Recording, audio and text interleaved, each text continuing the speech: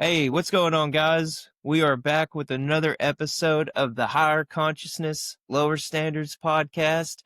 I am back this week. What's going on, Kyle? What's up, Jordan? I see you have found your higher self. I'm back. Who Good we to got see this you. week, man? We have with us Jam Fox. How are you, Jam? I'm doing pretty well. How are you guys? You say it so ominously. Jam Fox. We have the villain of this season, Jam Fox. Oh, yes. And, well, would you like to introduce yourself to our audience? So hey everybody, I'm your new dad. I know that you don't know me very well, but we're gonna get along great, I'm pretty sure. Just do whatever I say and don't ask any questions, all right?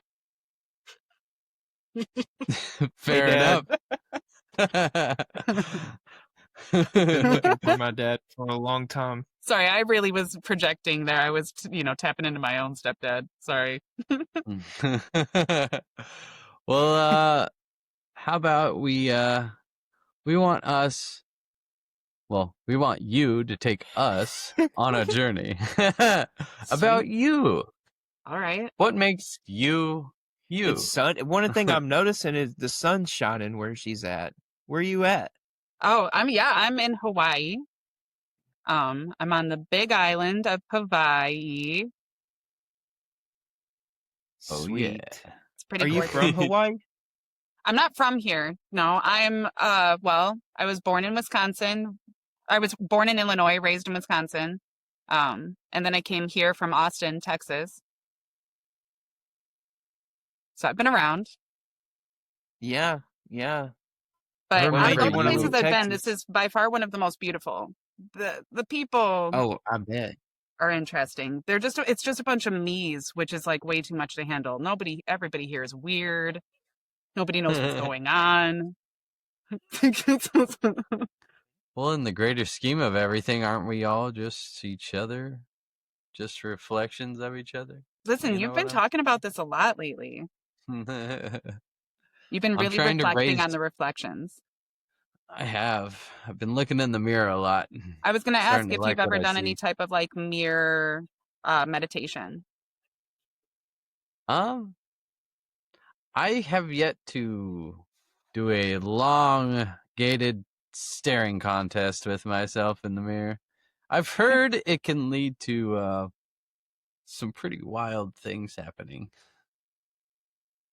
I mean, it's kind of like, I was always timid about taking hallucinogens, but I see it all kind of the same way, as it's like a bending of the consciousness or kind of a pushing of those boundaries in different types of ways. We have ways that we tend to conceive ourselves, which is basically we check in the mirror to make sure it kind of keeps up with the idea that we have, and then we just like deal. And then if we really start to focus, we really go through this process of starting to see all these flaws, all of these, things that we hope nobody else notices, we hope nobody else will ever see. And like, then there's a whole process of, it's like waves of coming to acknowledging that you're these things. Eventually you'll get to a point where you won't even see yourself. You see other people, you see all these different types of things coming through. It's such a strange way that our psychology works. And I was always scared of drugs, but I understand now, like even just through those things, that's essentially kind of what's happening. Some people are just, they're brave enough to be like, yeah, I'll take the leap and do that thing and let it take me to that place, Well, yeah, I've heard it's a form of scrying or something along those lines, to where you stare into the mirror and there's like a singlet flame next to you or something, and then all of a sudden you have these visions.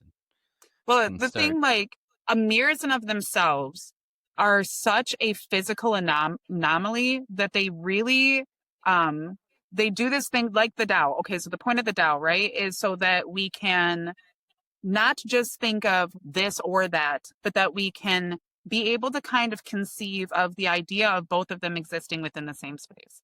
The mirror offers that same the mirror offers that same thing for us in the way that we exist, the way we perceive ourselves outwardly. The mirror reflects that back to us. it doesn't actually reflect us perfectly. And that's something I always love to talk about when it comes to mirrors, is because if you look at your reflection and you wave your right hand, in order to mimic you perfectly, your mirror reflection has to wave its left hand. And it's like such a strange concept. It really doesn't, it forces your brain outside of those norms of comfort, of convenience, of the mathematics that seem to be measurable within our experience. The Tao Te Ching, I love that you have that. Where's mine? I have one. Is it in here? I don't know if I have it in the car. That's beautiful. Taoism for Dummies. I love it. She's And on that shit, Kyle. that's wonderful. Especially because I think that, I don't know where I have, you know, those concepts are so, they are simplistic. So like, it really doesn't take so much once you get the idea of what an idea is to begin with. So many of us, like, you know, we all go through the process, but we think and then believe, therefore we are, not realizing that the actual reality isn't our concept of who we are, right? So we kind of keep ourselves in this weird false illusion of who we really are, because that's what's safe and that's what's comfortable and that's what's measurable. That's why it's safe and comfortable. We're moving into a time right now where like things aren't being defined by the measurability that they always have been. We're moving into like a super highly energetically dense space in time where you really kind of have to the point of the singularity wasn't to define one thing as separate from everything else. It was to conceive the concept that there is one thing in the midst of all, and that there is any one thing in the midst of all. And that's really for us to be able to come into ourselves in a perfect self-sustainable way that isn't in defiance to or in opposition to the reality in which we exist, or the people that in life that we are connected to. You know, we do this thing, and we've been doing this thing where we've been evolving in the direction of progress, and all of it is unsustainable because all of it is based on putting somebody or something else down in order to be up. That is only keeping us level and keeping us the same with the same bullshit karmic cycles that we've been conceiving of this whole time. That doesn't really actually exist. There's not some new world that's coming. It's already here. We just continue to not conceive of it because we continue to conceive of ourselves in that way. We're like, well, I'm not really that thing. We don't really, and it's so crazy because like, man, dude, in my life, I have seen the craziest shit that's like out of a video game. And it's like, there's no way that's like legitimate, but my experience is like, and that's what's so, you see these things and you see the way these things line up, and it's just like, it's not about your personal interjection of them. It's about the capacity to be able to experience all of these things in that personal way, and then to carry those things into the collective, you know? Mm-hmm. Right. There's some crazy that's going on right now up above us, and it has to do with Three Eye Atlas. And there's two ships, supposedly. I think it was like one or two ships that are going with it, you know, trailing it, making sure it gets to where it's supposed to go. And then it was brought to my attention that there's been another ship discovered, and it's big, and it's headed towards Three Eye Atlas. And to my understanding is there's about to be a battle going down above us. Like, there's straight up Star Wars happening right now. You're right about that, Kyle. And I'm gonna have to fact check you on the other ship because I haven't heard anything about that. But I want to touch on something that Jam said.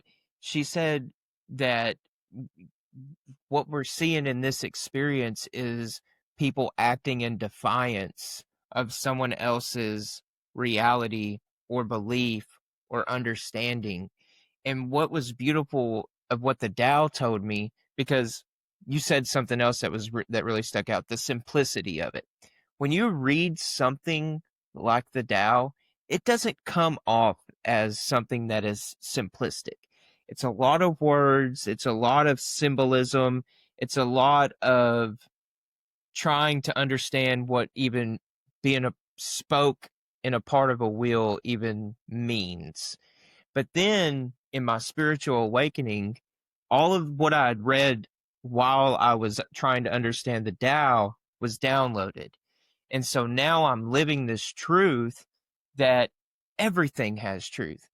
I'm wearing this shirt tonight. Today was Charlie Kirk's birthday, and it says freedom on it. And something that Charlie Kirk stood for was freedom.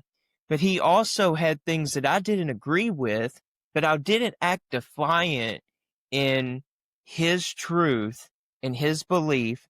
What was important is that I let him have his truth and he let others have their truth. The moment that he set his microphone down and let someone else speak their truth to him was the moment that I gained respect for that man, because he was able to listen to other people's truth and not be in defiance of it. Now, he had debates with people. He had his own belief system that I, again, don't agree with. But in this reality of understanding the duality that goes on with what love entails, I can appreciate his beliefs because I can understand intuitively that that's not what I feel, or that's not what conscientiously is morally acceptable for my life and the lives of people around me. And it is like a video game, Jam. I'm here, you're like clicking all these trigger words for me: video game, simulation, Tao Te Ching, truth, Mm-hmm. defiancy, because I had a real fucking authority problem with people that always told me that it needed to be this way and what I needed to do and what they were expected of me. And I didn't even have no fucking expectations for myself. So how could someone else have this expectation of me or what I was supposed to do when I don't even know if I'm going to make my bed in the morning? So I had to understand where I was going to live my reality off of this intention of love while understanding the duality of nature, and that there are so many beliefs, there are so many religions, there are so many different truths that it becomes a video game, because the things that you're most vulnerable to, the things that you need to work on the most, are going to be exploited the most in this reality. So it even happens on my YouTube algorithm. Charlie Kirk debates come up. Well, I was just going He'll to say say, the algorithm too. Your algorithm with Charlie Kirk. Now, I never watched him or listened to him. I only heard rhetoric from either side, right? And mostly just through people that I know. So it's extremely biased in that way.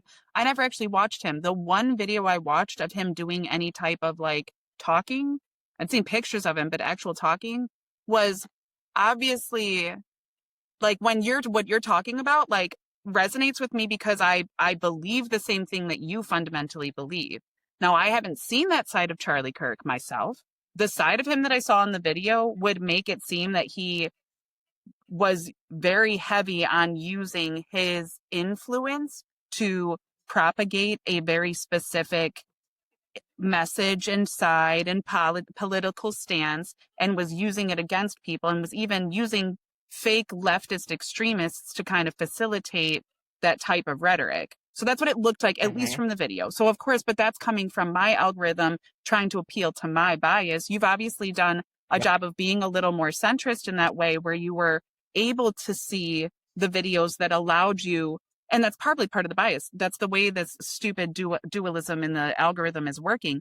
It's a reflection of the dualism that we've already had within ourselves that we are now putting into our active reality. The algorithm is just a math picking and a science picking up on that, right? So like, yes, what a crazy thing to think. Cause like I've been aware of that, which is why like I don't really speak on those things, because I don't know enough about it. And because I'm well aware that the way these two sides are working is that there's people on in the middle, even when they fall on either side, that like, yeah, they fall on that side, but that's because the line's been drawn that way. Not because they really have to fall on that side. It was like when we divided North America from South America. I grew up Native American in heritage, and there was a point where like we kind of lost our heritage, and my cousins were like, well, we can just join the Mexicans, because there was really no difference to us. And it was like, I mean, but really at one point in time, there really wasn't a difference. The difference was within a smaller sect of locality. And on the larger scale, there wasn't those greater discrepancies, you know? And I think we're moving into Exactly. that now too, is a breaking down to a locality, but it's happening in a weird way where we're kind of being pigeonholed into those, oh, I accidentally liked too left of a video and now I'm not gaining access to the actual reality of things, Hmm. Exactly. And so when we're given choice in this duality, we're expected to either choose just two things. That's pretty much the way that at least Americans' brains are wired. We're supposed to either choose a side. You either go left or you go right.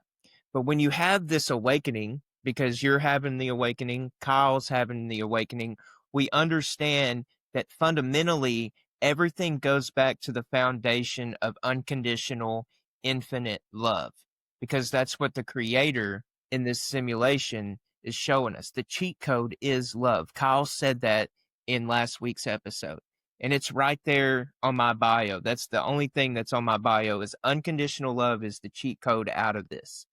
And when we learn fundamentally what unconditional love means, that means that the worst bullshit that's ever happened to you and someone that has offended you in the worst way, the moment that you forgive them and show them an unconditional love like you have for your own child, then it takes away all that karmic debt that has been influenced on us in this duality, and we're not left with choice anymore.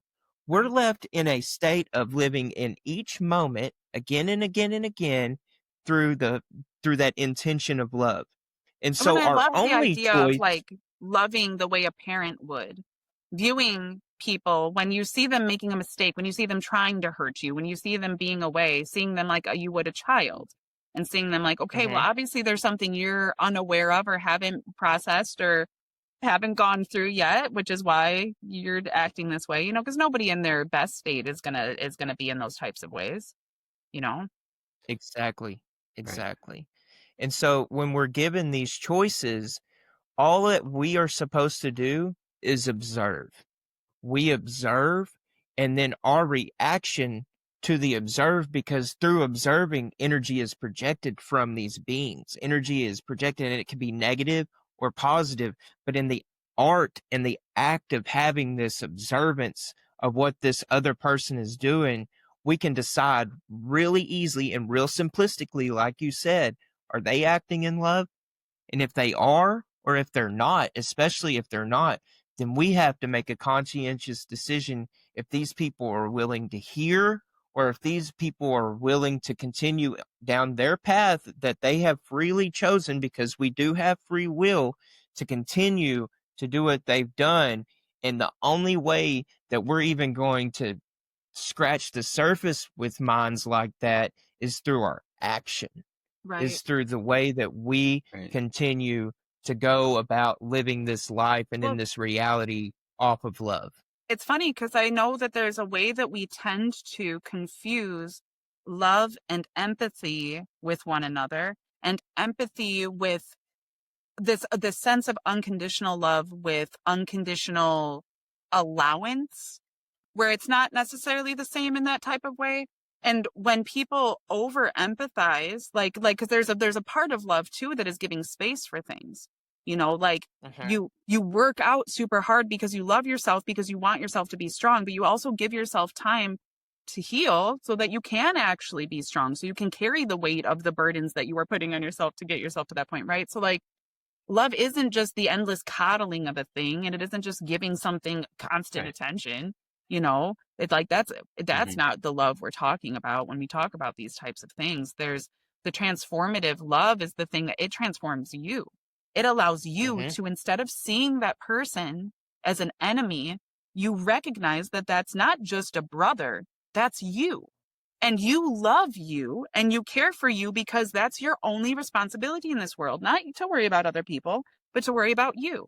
And that is you. So you can, but you can only do it through you. And you can only do it when you are giving that to yourself. You can't, my whole life thought I was giving love. And I was so empathetic towards everybody. And I was just, oh, you need a thing? Let me give you this thing. You need a thing? I'll be there for you. I will compromise myself endlessly to ensure that you don't ever have to go without. And I did that at the world's expense, in which I am also a vital part of. And I was damaging myself in order to try to raise and elevate the world. I didn't make the world a better place. I coddled people that probably needed to learn a lesson. And I egoically convinced myself that my actions towards others somehow was going to save me from my actions towards myself, which were damaging. I was being violent towards myself and excusing it by the way that it was helping others. It wasn't helping others. I was helping others use me. That's not helpful. That's not love. That's not putting those things out into the world. So we come to this point too now where because we're talking about the Charlie Kirk thing. And what I see from the right and left is that the right, I grew up conservatively. And the kind of concepts that we're not fighting against flesh and blood. We're not fighting against right and left, or red and blue, or black and white. We're fighting against energies. We're fighting against our own consciousness and our own collective consciousness that way, right? And when it comes down to that, it comes down to those disciplines. Am I willing to receive a strong discipline, or do I have to be coddled fully into that? And that's not to say that the right is right. And it's not to say that the middle is the right thing either. There isn't those things. It isn't like that. No. For each individual, there is a path, and those paths all lead to love, truly. And I don't get to tell you what that looks like. You showed me by your life. And I receive that because I am willing to love. Exactly. Right? Yeah. But so often, and especially I've been seeing it all the time. I came here to Hawaii where it's all aloha. It's all love. Everybody's all love and stuff. But my bitter ass, and it is to a big degree, but my bitter ass came here and it's just oh my God, it's just a whole bunch of people that don't want to shower, that just want an excuse to fuck everybody. That's that's not, and we called it aloha, but how is that not just stealing a culture and then exploiting it just so that you don't have to work because your parents made a lot of money and now you're going to be the shame of your family? That's how so many people are here. And so it was crazy to see, because it's been a constant trigger for me. It's been a constant reflection of the same shallow projectiveness that I've put out myself, being lighthearted, light and love. Oh, I'm just doing the nice thing, when really it's a veiled way for me to kind of be lazy or selfish or not have to fully, do the thing. So there's this balance between those two worlds in that type of way too. I don't think that we need to be waging war against each other in order to prove a point, but I also don't think that we need to ensure that nobody's feelings get hurt, because otherwise we're not going to learn anything. I don't think that's how any of this is supposed to work. And like you said, the loving of a parent, I had to reparent myself. I had to give myself what my parents weren't able to give me, right? Because as an adult, I realized I'm fucking flailing. I have no idea how to provide for myself, how to think for myself, how to recognize my own feelings and validate them for myself. I had no idea how to exist as an actual individual outside of some external resource validating me. And I needed to learn those things for myself. I needed to literally process myself like a toddler, like an infant. And I'm still doing it. I'm still consistently going through that process of letting myself feel like a tiny little baby that's literally helpless, shitting on themselves, just crying out to an adult that's literally serving that baby because it recognizes that that baby can't do the thing for itself and it's willing to give that thing, Yeah. Well, in my experience, it's been at what point does giving yourself to others become a burden on yourself, Because, you also have to take into account that you are also one of those people and you can't give from an empty cup. Unconditional love doesn't also mean unconditional tolerance of bad behavior. Right. Facts. Well, and it also Facts, and just because the well overflows of love doesn't mean that there's always that vein to give. It's not the giving that is the love that way. The idea of force, that's a big one in the Tao, is that to move away from the ado of things, of the concept that you have to force into the thing, that it talks constantly about not leading people by the nose into the truth, not, having to, it says that, the ocean puts itself below all of the rest of the waters. And that's why it is the greatest of all of the waters. And that's why it is able to receive of all of the waters, is because it is lower than all of them. And that is how the sage maintains themselves, is always to maintain themselves as lower than all. As above, so below. Yep. And so yesterday, my girlfriend invited her brothers over to dinner with us. And so I had her brothers, and then my son was here, and she was here, of course. And there's been at least 2 or 3 times this year where I've had these random moments of clarity. And a little backstory on her brothers: her brothers have lost their father and their mother. They tragically died. My girlfriend's lost her mom. They have different dads. But I came into these dudes' life. One's a senior in high school and one's 21 or 22. But I came into these guys' lives 9 months after their dad died. And one thing that resonated most with them was how much I reminded them of their father. And I had already had my spiritual awakening. So in that spiritual awakening, I was living with my own purpose, and I'm fulfilling that purpose now. And one thing that the younger one asked me last night was, well, how do we go about, because we have grandmommy, and she's very conservative. She watches Fox News all day long. She repeats the news cycle all day long, and she doesn't hear anything. She's very one-sided and closed-minded. And he's like, well, how do we get grandmommy to see this? And I said, we don't, brother. It's not for us to decide who wants to hear this or who wants to listen to this. It's up to their conscious to see through our action what emotion is that we're projecting, because we are humans of energy. So in this transfer of energy, we're projecting and we're receiving, constantly projecting and receiving. We're having an energy projection while Kyle's in Washington and you're all the way in Hawaii. And somehow through technology, our energies are connecting.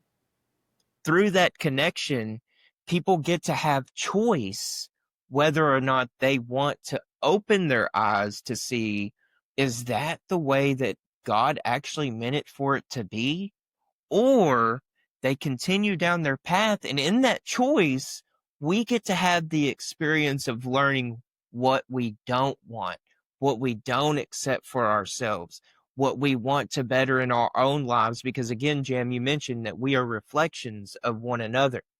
So when we decide that's not something that we want in our lives, that's not how we want our fundamentals or our foundation to be derived off of, we get to have this experience of understanding through choice that that's not how we want to be, and we continue on with the path of the purpose that has been laid out before us. So, And it's great. Go ahead. well, because what you're talking about is something that I think resonates within the collective in general, with those that are being called to a higher awareness.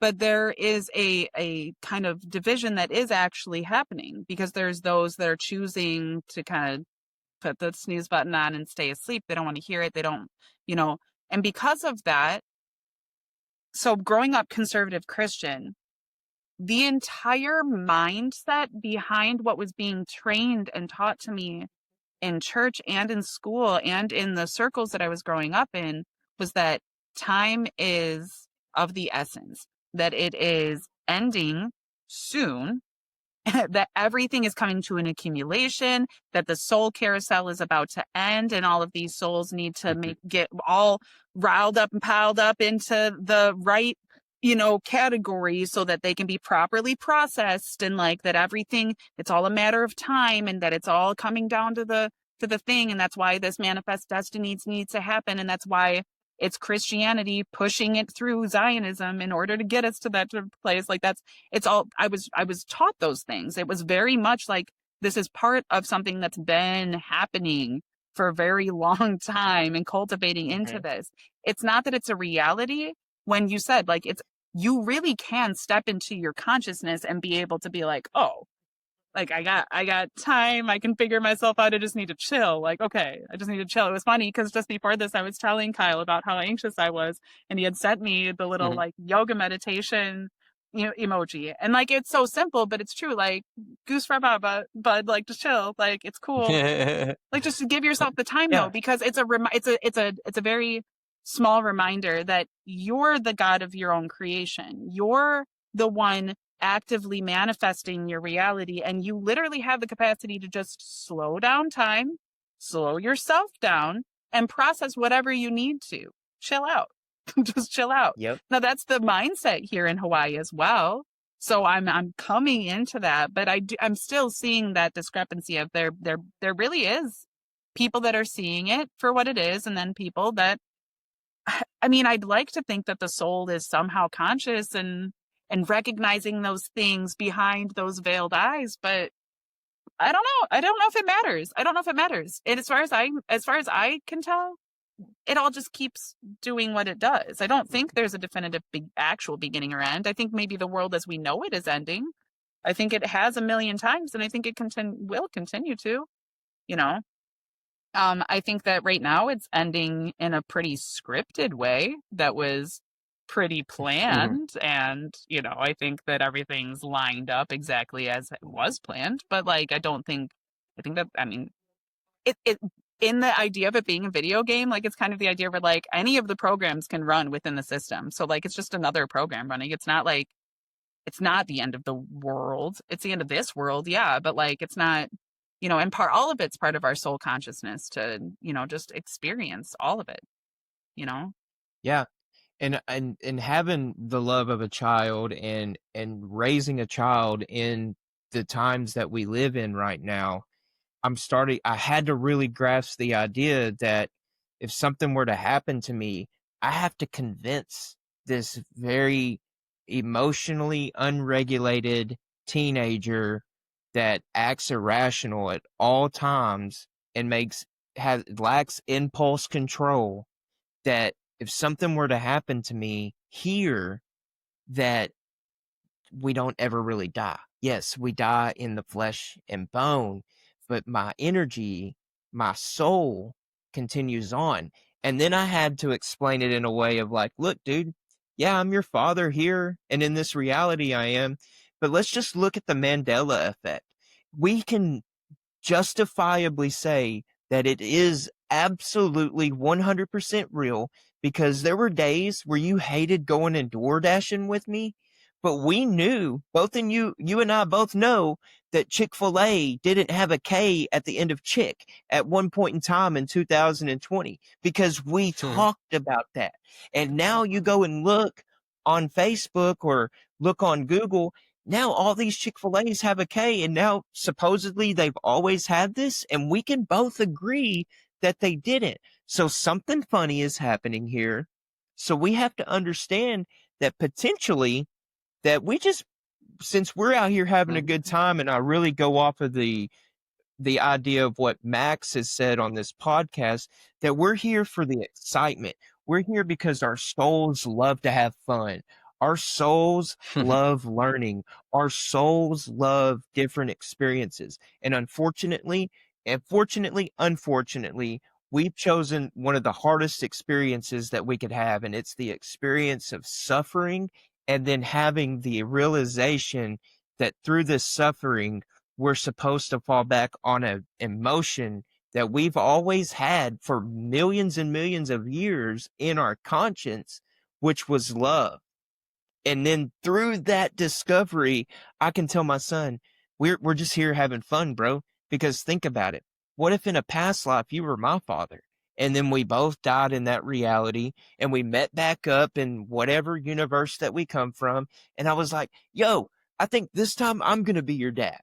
And so then we go and I live my 21 years on this earth having this reality, this experience of suffering, and boom, you're here. Everything led up to that through free will for you to be here and have this experience with me, because yes, it's planned, but it's also an experience of having the free will through choice. I've been big on purpose. And like, I'm so hyped about having this conversation tonight. I've been really big on like the blessings that have been coming along with identifying my purpose here and then living that into reality and walking in it every moment that I'm alive.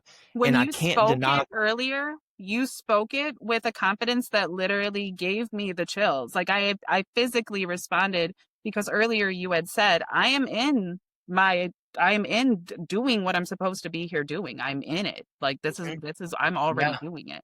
And you said it Yeah. the way that God would say it. And I felt it. Hmm. So I Yeah. know that those things are real. But I know that it also just It's continues so forever, real. Like it's a It continued does continue process. It's not forever. like you just get there and then it's a constant journey.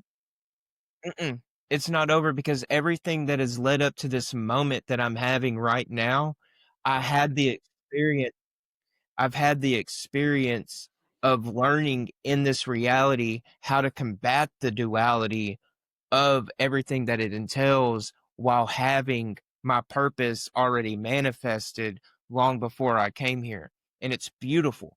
And Kyle and I touched on this in a group chat with Mike the other day. Kyle's blown away at how much money I make an hour. I make $16 an hour to save kids' lives from addiction. I am the last stop. I'm with these kids between 6 and 8 hours a day, sometimes less, sometimes more. But it falls on me to live my purpose and have this understanding that I am doing exactly what I'm supposed to be doing in this moment to be able to be at work in the morning, 6 a.m., feet on the floor. They're going to see my face. They're going to see what drug addiction has done to me in my past and what it looks like on me now. And now I get to teach these principles and the different fundamentals that have been taught before me through experience, not by someone telling me something.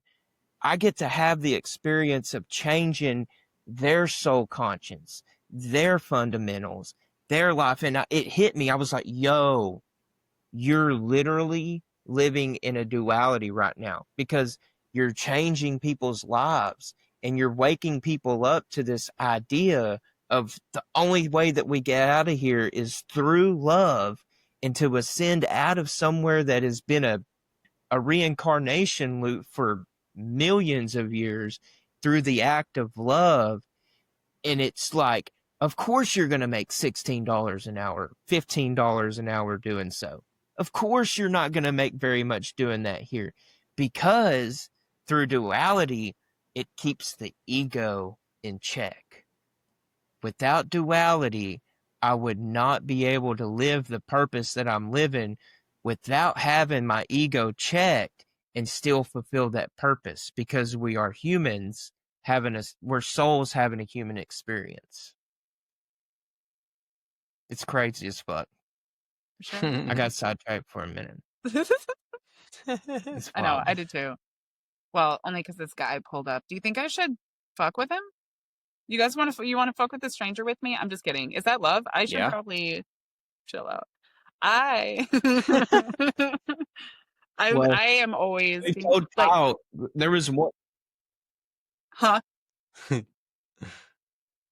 We was just like when we first started this podcast, somebody knocked on Kyle's door, and it just so happened to be somebody of the Mormon church, and Kyle just let him go on his way. But I've told him now that if somebody knocks on that door and it just so happens to be a Mormon, invite him in so we can talk. Right? That's a great idea, So, with that actually. being Yeah. said, absolutely. If Yeah. you feel like fucking with them, They let's will fuck with too. them. Let's talk to them. You never know. There's no coincidences I mean, the here. Jehovah's There's no Witnesses. coincidences, and everybody has signed a soul contract with the other person to have this experience with them. So, hey, with that said, let's see what he's got to say. Well, it's a tough one because they're most Mormons I've met have been that way. like their whole lives. Like they grew up believing externally that God is somewhere out there, up there, or the temple of God is a physical temple in Israel or wherever it supposedly is, right? But literally, the roadmap to the temple is igniting the Christos within you. It is the vibration you achieve in your spinal fluid that goes up into your head. And when you physically feel the vibrations of the spine into your head, it's like you start receiving these downloads of information that are just like aha moments. And it's hard to explain that to somebody who hasn't experienced it, you know? Sure. Yeah, it's very hard. That's why we let people see love on us. And I had somebody message me today and they said, "How much money you making on your podcast?" I said, "Dude, not making any money off of this podcast. And to be really honest with you, it's probably going to be a long time before we even get monetized here because we're speaking on the truth of what love has done in our lives. And you are getting a real time look every week at these people that have been awakened in love. And don't you see what's going on in America right now? Do you think that wants to be something that is at the forefront of what these people with agendas have to say? Because it's so simple to grasp onto. It's so easy to want to be attracted to this energy that we're not going to be monetized until at least 2027 when the aliens come back and they're like, Kyle and Jordan have been speaking on this for 2 years already. So if y'all want to know what's been happening, go ahead and tune in to episode 15 with Jam and have a little look at what y'all have been missing. But it's because that y'all live in a capitalist dog eat dog world where nobody is showing love. Of course, the algorithm is going to keep the people away from that so they don't achieve their own awakening in this reality right now. Well, you know, something crazy is that the government's already at it again, trying to control the narrative. I heard from my buddy, he was saying that he saw a video of somebody saying that the reptilians are coming to take the star seeds from the earth. And it's just like, where did you hear that from? A guy that works with the government. Okay. What if, hear me out, Project Bluebeam trying to control the narrative of what's really going to happen to get everybody that are grounded in their awakening, in their awareness, to be afraid to feed into that? Like, what if it's just another plot? You know? And I wonder if he watched the same video I did because I watched one of my favorite influencers today. His name's not Asman. It was Moist Critical, Penguin Zo. Zero, Penguin Zero is his YouTube handle. Very popular guy. All of his videos get millions of views. But he literally said, if you are a star seed and think that there is something coming in the form of a reptilian spaceship to save you, you are absolutely out of your mind. But again, he can be right. He can have this reality of having the opinion that he's made off of choice for people that have been awakened to understand that's just his opinion, man. Just like in the Big Lebowski. Well, that's just like your opinion, man. You're totally inundated to that opinion and you can have it. It's up to me how I receive that opinion, how I filter it through my conscience, and how I flow into the next moment based off of the foundation of the spiritual awakening through love of which I've had. What's your opinion, Jam? I mean, on that specifically regarding the reptilians, I mean, it's an interesting take. Specifically, I always love the specific talks about the races of aliens because people will be, well, I sat and channeled, so I know exactly what star system they're from, and I know exactly how long it's taken them, and I know all of these definitive things, when there's so much of it that's contradictory, because human beings right now aren't in a pure state. So channeling is like, you're like channeling through fucking mud. So like, if you literally think every single thing that comes to your consciousness is divine, I mean, the same sort of thing. That's where it's coming from. Is that people really are so convinced. Well, it felt that way, but there's so many other voices that are also trying to sound like that voice. There's so many other energies that are trying to make themselves out to be that energy so that they can be received that way. Like there's so much illusion in that, because it's like, I mean, it's the same thing. Like if you consider when you come, I know Kyle hates it, but when you come, you you expel so many semen, right? Like all of these different semen, and all of them are like trying to fight for that one end goal, but only the one ends up being properly received that one way, right? And like in the same sort of way, like there really are energies like that. No, it's not definitively good or evil. That's a matter of personal experience of the thing, and then perception based on the experience, right? So like, it's not that there's a bunch of evil cum running around, but kind of it feels that way, right? So like, it's like, like that's what people feel like so often. But like, that's not really what we're dealing with to a degree. So like, I don't know but when it comes to only because my take on a lot of those things is that like a lot of it's coming, if you want to talk about actual extraterrestrials in comparison to like what our concept of human beings is, that's like such a complicated one. If you're talking about like things that you wouldn't recognize as a human, but you would recognize as like a being, there's things that come from under the ground and that have existed under the ground forever, as much as there's things in the water that's separate, and then also things out in the sky, right? There's also like so many different types of beings that exist within portals in this dimension, where they can kind of move in and out of this dimension and shield themselves in different types of ways, and they are only seen in tiny weird little ways, and that stuff really is like going on. It's such a strange, we live in such a weird, we're able to measure those things. Like that's how we define everything else. The reason you believe your chair is a chair is because it fucking works the way a chair works and looks the way it, I mean, that, so when those are the standards that we have for reality, that's where we're at. You know what I mean? That's how we define all things. Well, now we're at a point where we are able to communicate in such a way that we're able to conceive in such a way that we're able to actually perceive of these greater realities, and then thus manifest them in these greater ways and kind of give space to them. I think that there's a lot of it that people would deem as innately evil. And I think that is the innate evil, if anything. But I think that like the individuals should still be wary themselves of what energies they're engaging with, when and why and how, and that those are a personal response. I don't think everything that's great for either of y'all is great for me, and vice versa.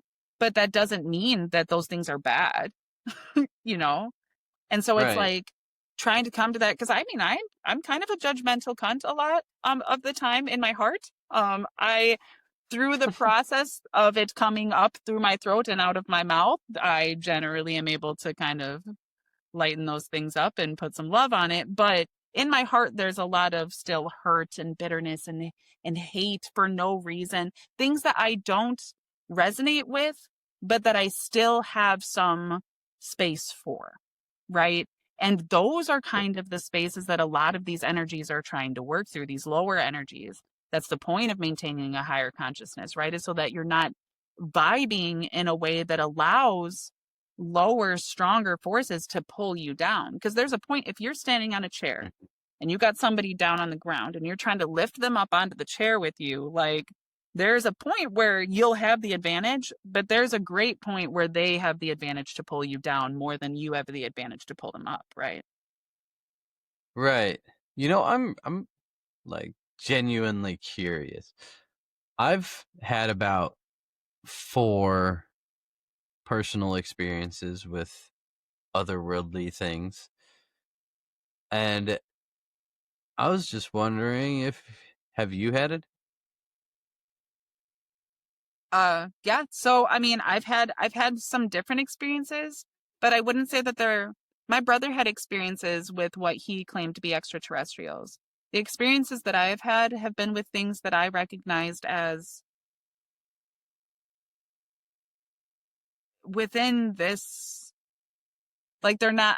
It's not the same idea of aliens. It wasn't like there were like weird animalistic type beast human type beings that like were coming from some other planet and then coming here and interacting with me. For me, that wasn't my experience, but I do believe that people have those valid experiences. I think that all of those things exist. For me, the experiences that I had were with dark forces. I don't know how else to put it because, like, it's like there's certain types of energies I believe that, especially humans, specifically humans, can engage with that manifest certain types of entities, right? And they are real entities, like in the same way that a chemical can kind of take on its own entity. Like, there's a Mhm. certain math that then creates this entity, right? And so, the way that I was raised was with a lot of like subversive witchcraft going on in the name of Christianity and a lot of dark stuff going on in the name of the light. So, because of that, I was very prone to engaging with different types of energies and entities that way, right? So, I think as far as I see it, I don't know about my existential connection or I mean extraterrestrial connection that way. My brother claims to have one, and I believe that that's valid. I did. My brother could tell you stories about actually being abducted. I don't have those types of stories, but I have had out of body experiences, and I've seen full on visual. What do you call them? I mean, you can call them a hallucination, but a full on, visual like manifestation of beings in different types of ways. I've seen what people have referred to as shadow people, and I've really gotten into like the lucid dreaming and different types of stuff when it comes into. So to me, I think a lot of it's like human psychology more than anything. I don't know how real a lot of it is or how much it is we're really just kind of manifesting these things. You know what I mean? Hmm.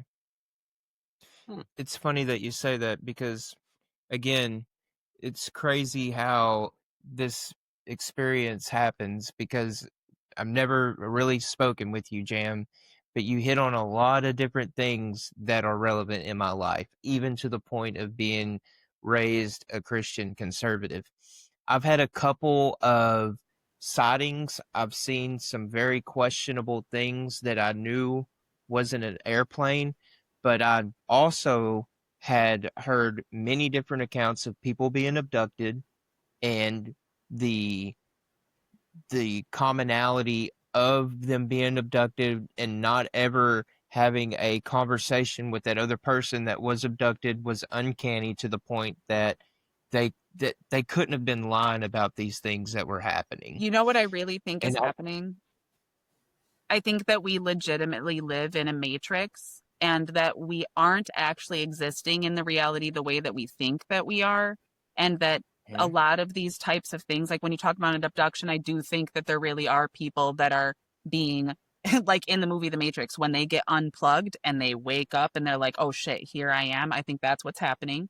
I think that there are people that are being allowed to become aware of different things and are being, it's pretty much, it's funny in American Dad, there's different episodes where the CIA essentially like it gives into the idea that the CIA has like a technology where they're basically everywhere all the time because they've just crafted this matrix, but they've like created like a virtual reality where like if they pressed a button, it would just be white walls surrounding you and everything was just a projection and you're actually just in a mhm, virtual reality, but you're not Hmm. aware of it that type of way, right? And there's a lot of different movies and stuff like that, a lot of different media, but about this concept that like we actually are scientists in another reality that all buddied up together, decided to take some acid, and decided to do this really crazy, what is that movie, Flatliners type shit, right? Just to see if we could see what the other reality was like. And in doing so, we did kind of create this reality in which we exist now, in which why we feel entrapped.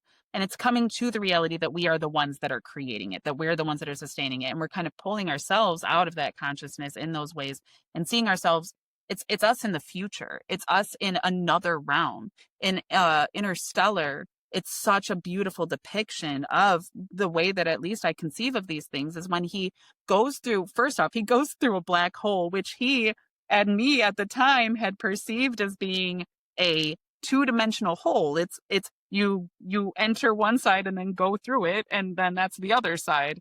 It's a hole, like, but they were Yeah. like, no, it's a sphere. It's an orb of reality. You go into it and are immediately absorbed into multidimensionalism. And the way that just like, and so then it breaks. And like the only way that they could show that then was to break it down, right, into the strings of space and time. And he moves through the strings of space and time in order to find a very specific moment that he could manipulate in order to actually, from the future, interact with his daughter from the past so that he could warn her about what would happen 20 years in the future, you know? And like at the time that he's doing that, in his reality, he is the same age that his daughter is on Earth, but he is going back to time to when she is before he has left so that he can hopefully stimulate those things. And I think that's what we're doing too. I think we're all somehow reaching back into ourselves through our souls, through space and time, in order to manipulate little things, to give ourselves little signs, to wake ourselves up. I feel like we are all in a state of a coma. We're all just a 5-year-old idiot me trying to run off the side of a couch and falling and cracking our head open and splitting our head open and then falling into a coma and then spending the next 15 years in a coma trying to come back to consciousness as our consciousness keeps fighting, despite the fact that all of our families already left and said, you know what, we can't do this. And all of the doctors are like, we're about to pull the plug. And we feel these things and we're conscious of these things and we're fearful of these things. But all it takes is just that waking up. And it feels so heavy because it is. There's something about this tangible reality that is dense and real. The second that you can really touch something, I mean, you can fantasize about a girl all day long, but the second that you actually get her and have her, it feels a little different. Things get a little dense. Things get a little touchy, you know, and like that, but that's reality. That's what we do all the time. We're always, sorry, go ahead. It just kind of reminded me of something I saw. It was a near-death experience about a guy was talking about how when he went to the other side, it was literally him seeing these two other alien type beings, and he was like explaining how they were telling him what was it like. So I'm like, I love that. Right. so in the way I connect the dots, what if this entire reality is literally just a video game and we're actually aliens out there just experiencing a video game through human perspective? Yeah. Well, or a trip, you know, it's the same sort of concept, but that is what we are. It's just God hallucinating, dreaming of itself, just having this concept of itself and then being able to come to itself and being like, whoa, like, Yeah. what was that like? Well, through Right. consciousness, we get to choose to have a human experience. Because I've read a Dolores Cannon book. I just finished it about a week ago. She and sounds she hot. has she's very old. She's dead now. So if you're into necrophilia, Even better. I'm just kidding. I'm sorry. get it, girl. Get it, girl. I've seen what you've done to a Hulk Hogan on the day that he died. So I mean, to each sorry. their own. I'm sorry. Again, He was my we're childhood learning. hero, to be clear. We're learning here.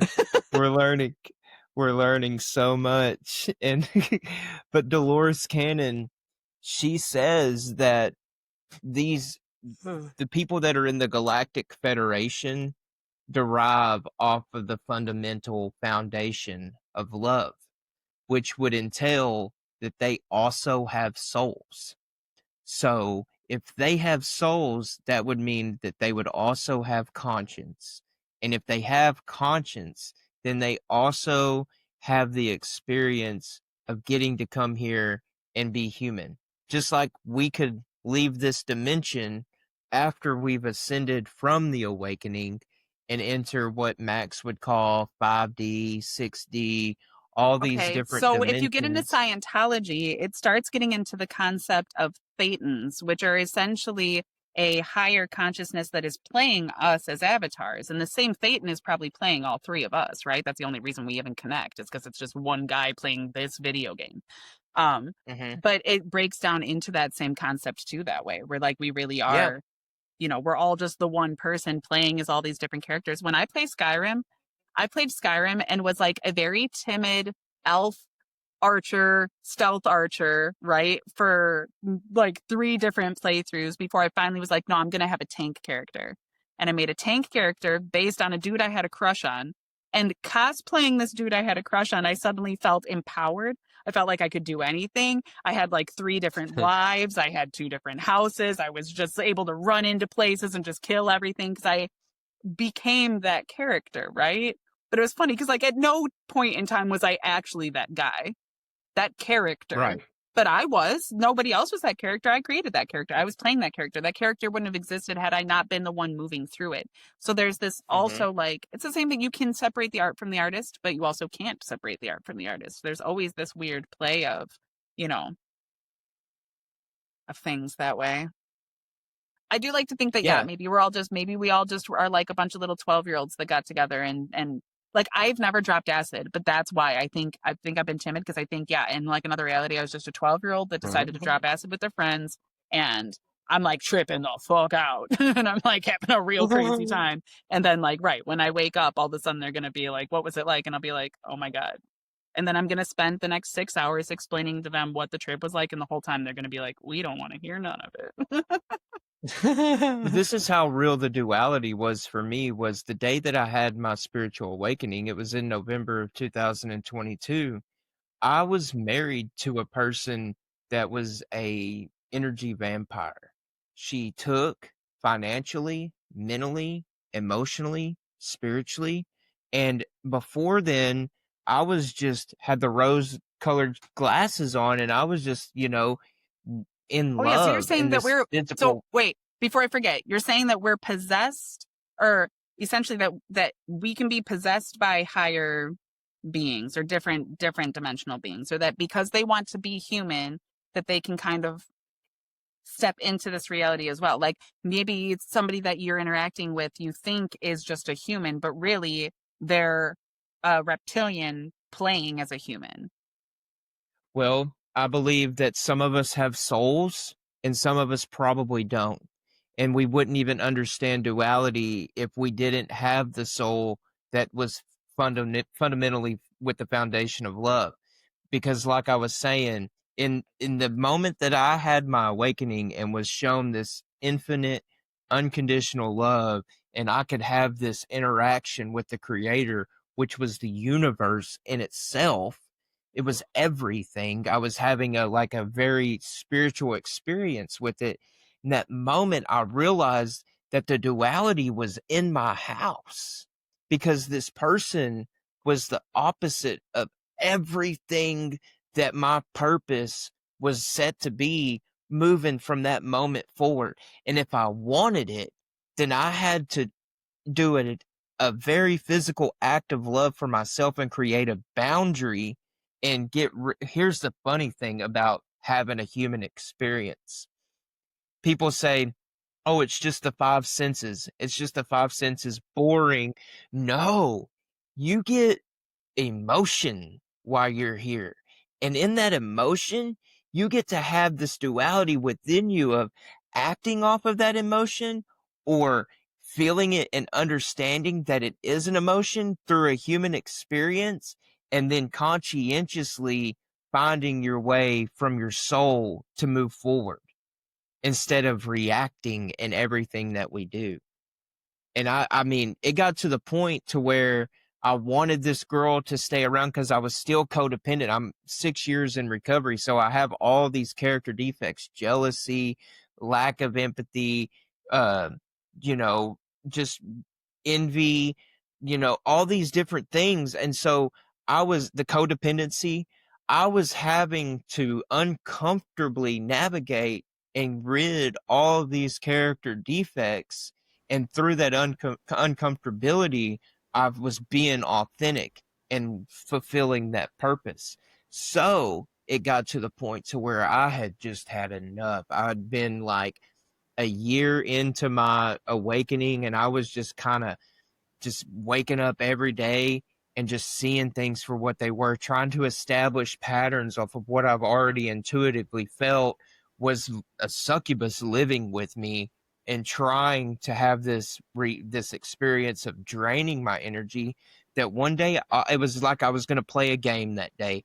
I woke up and I was done with it, and I said, if you don't like it, then just tell them to leave. Just tell her to leave. And I looked at her and I said, I think that it's time that you need to go. And her response, I was wondering when you were going to finally be man enough to say something about it. And she packed her things and she left. There was no argument. There was no fight. It was just a very quiet, packed her things. And I was married to her, packed her things very quietly and left. And I was like, what the fuck? Like, I didn't have to have like all these different emotions that come with splitting away from somebody and trying to hold on to. It was literally like I had just had to speak it into existence and tell it that it was not allowed to be in my energy anymore, just like we do when we're rebuking evil energy. So, That right. it's To go into what Kyle had asked before, there was one time when I was 14, 15, I moved into my parents' basement. And for like a week straight, the first week that I moved down there was this weird sound that kept happening around 3 a.m. every 3 a.m., which was creeping me out. And it was like this sound. It didn't sound like a person doing it though, but it was a weird ass sound, right? And I was like, what is it? And it was creeping me out. Every time I heard it, it literally like woke me up out of my sleep and gave me terror. It gave me fright, right? So at one point, I didn't know what to do and I wasn't sleeping very well, but I was very stubborn, like, no, I'm going to stay in the basement. My mom used to say that there were demons in the basement. She's like, don't go in the basement. It was weird. It was weird, but I was like, no, I'm going to sleep down there. And so when that was happening, I was like, no, okay, so everything's scary, but I'm not going to let it be scary. And so like I kind of recognized that it was something, that it might be something. And at one point, like a week later, I spoke at it and was just like, shut the fuck up. Like I'm trying to sleep. But that confidence of just not giving into the fear of it, but speaking to it the way, like you said, it's crazy because like we do this thing to ourselves where we think and I do it to myself. I have to step into video game mode in order to take control of my life, which is so silly. But like to me, it's not silly. It makes sense to me. A controller, like I pick up the controller, I take control of my life, right? But like to do that, like that is how we should be. If we feel uncomfortable, we should be able to say that we feel uncomfortable and be able to move away from those things without that sense. We've done this weird traditional thing of commitments with ourselves and stuff like that. And like, I'm so thankful that these illusions are falling away. You know, I went through the hard process when I went through my divorce of like, I was in that weird Christian culture where it was like, oh, now you're going to go to hell because you're getting a divorce because divorce is a sin, right? But I was like, no, what's a sin is to literally make a mockery of marriage when this isn't a true, honest relationship. This is not a sustainable relationship. It would be insane for us to stay together just because we signed a piece of paper in front of a fucking judge once. Like that's not marriage, Right. you know. In the same sort of way, we marry ourselves all the times to different things and we don't realize that that's what we're doing. We're engaging in third-party behavior all the time, cheating on ourselves all the time with all of these different things, not realizing that we're engaging in those types of relationships, you know. exactly. Yeah. But I'm gonna keep I drinking McDonald's soda, so don't judge me. Man, so in fulfilling my purpose, there's three things that I live by, and I've spoke on this before. It's rigorous authenticity, do uncomfortable shit, and then surrender the outcome. So when I'm living in my purpose, I already know that some fuck shit is going to come my way, that I'm going to be put in uncomfortable situations. My son, he's not going to meet my expectations sometimes. And through feeling uncomfortable, I'm still going to have to project truth through my purpose so he can have the experience of learning and understanding in that. So, since I work at a treatment center for 13 to 17-year-olds, and there's all kinds of different energies that are being projected, mainly the energy of addiction and death, I would be naive to believe that when I show up to work, some fuck shit's about to go down. And so I get it all the time. I'm very controlling of my purpose. It's like I have to pick, like you said, pick up that controller and know my purpose, know what I'm designed to do here, and then be ready for the fuck shit that's about to come. And boy, does it come. But the more that you, I don't. the more that you tread through the mud and the more that you fight all these negative energies, the more that you understand that through the act of love, it prevails. You're just having to be authentic in that purpose and in that love, and the outcome's already there. But you have to play the game first. You have Yeah, to I come in know. to get the outcome. What was funny? I missed something there. I said you have to come in to get the outcome. Oh. The outcome, more like the income. That's actually a word too. And a good There's one. an opposite to everything. Income, outcome. What if the outcome is income? What if instead of saying you're not going to get paid, what if you started getting paid? What about that?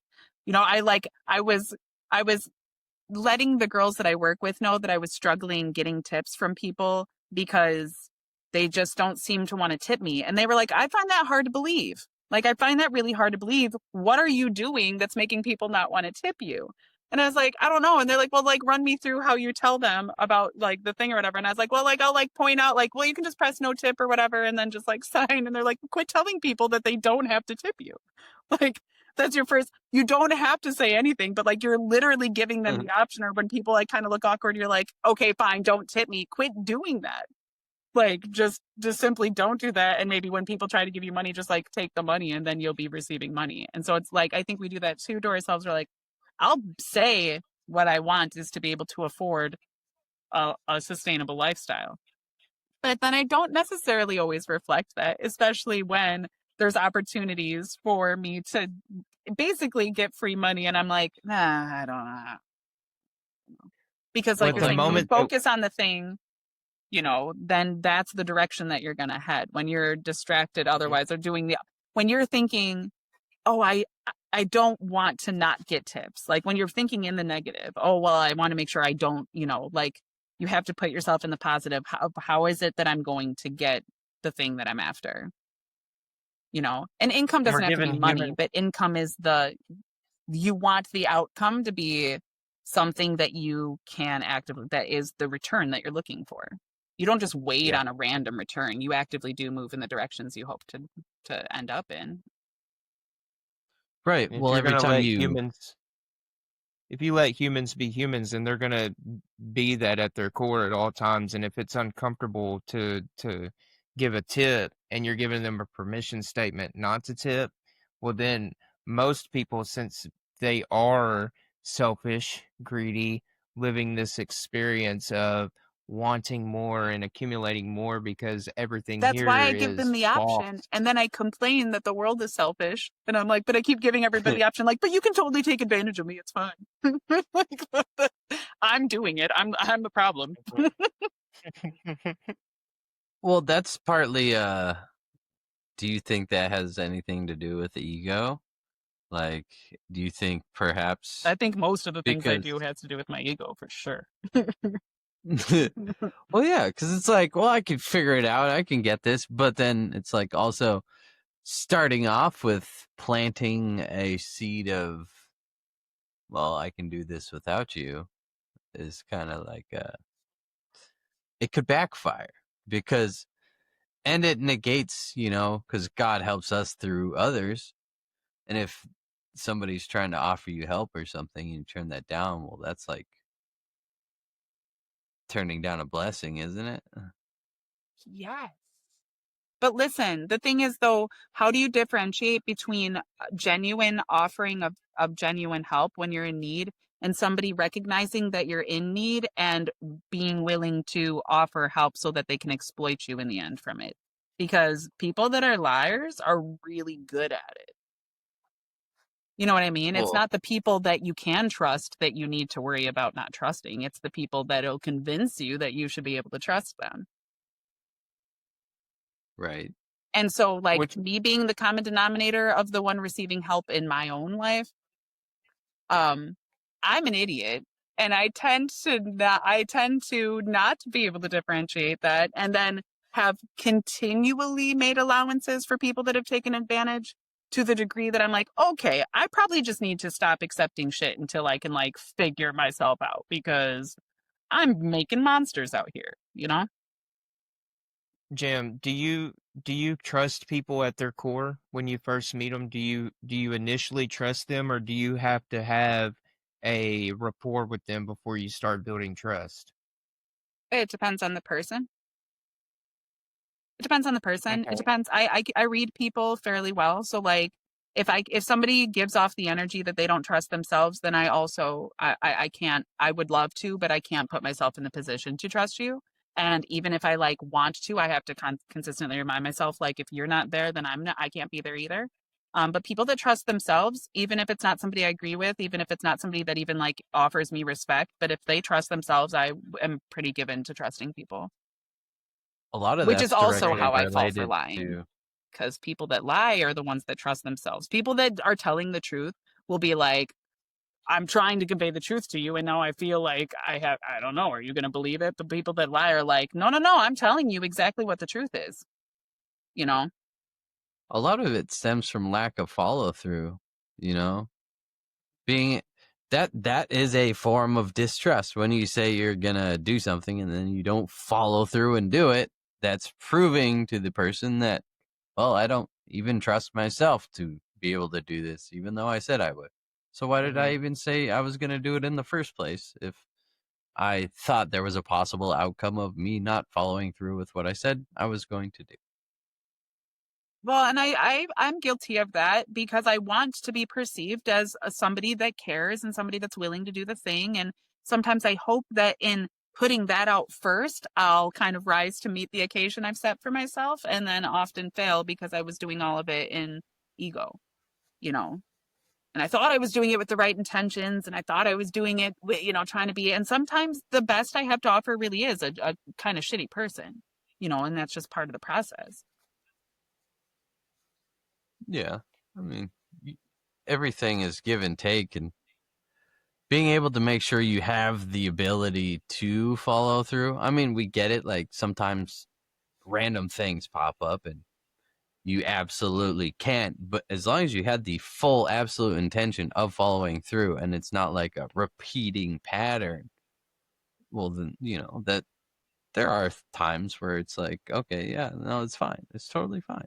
For sure. But then when it becomes a pattern, that pattern is what Right. brings the distrust. But there's also some people that like, and I know it's a little cunty, but there's some people that for no reason, they do the one thing and I won't allow them the space to prove themselves otherwise, even if I know that they're capable of it.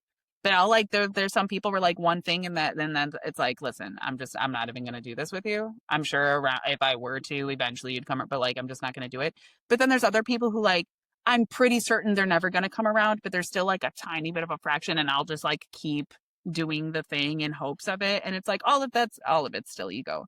I was talking about this to a friend where I was like, I Right. truly think that when it comes to helping, I think that helping people is truly our what makes everything go round, is that love, is the capacity to be able to be there for somebody when they're in need, and to be able, the way that the Bible puts it is that true and perfect religion and love is to care for widows and orphans in their time of need and to lay one's life down for their friends. um so to love your enemies, yes, and stuff like that, but really the greatest love is that sweet tender love that would care and put itself into the thing, and just caring for the vulnerabilities of one another and allowing that soft space to be vulnerable with one another, right? And when we don't allow that for ourselves, we also have struggled to allow that for others. When I was constantly ending up in relationships with people that I did not craft that space of vulnerability with, then what more could I expect? Are they really the bad guy for doing exactly what they said they were going to do and what they've been doing the whole time? You know? Right. Well, we always want to jump to giving people the benefit of the doubt and seeing the good in everyone. And I mean, I genuinely think we really should see the good in most people, but there does come a point in time where they start proving to you who they are. We just need to, we tend so much to do that dualistic thing where it's like it has to be one or the other. A person can literally be super decent and really good to some people and literally terrible to other people. There's people that have accomplished wonderful, incredible things that have some really fucked up skeletons in their closet. There's some people that like, that's just how we are. That's the reality of most people, though, really. It really, really is. And it's so hard for us because we kind of do this thing, and I'm guilty of it. I was guilty of it for years, trying to project this concept that like, no, there's a perfection that we attain when we're good and when we're decent and when we're balanced. And that's not what it looks like. You know what balance looks like? It looks like the fucking ocean throwing waves chaotically all day long, every day long, without anybody being able to control it. You know, like that's balance. What I'm learning is there is two words that go hand in hand, and it's trust and forgiveness. And through everything that I am supposed to do, I have to unconditionally trust. So if I just meet somebody that is a shady character, I have to understand why they were shady in the first place. But go into that relationship, build that rapport off of the foundation of trust, knowing that I could possibly get my trust broken and let them prove to me that they are an untrustworthy person, but act in a forgiving manner to where I can come back to this foundation of trusting them again. But Because also what consider if that if you don't get yourself to that point, all you're doing is giving power to fear.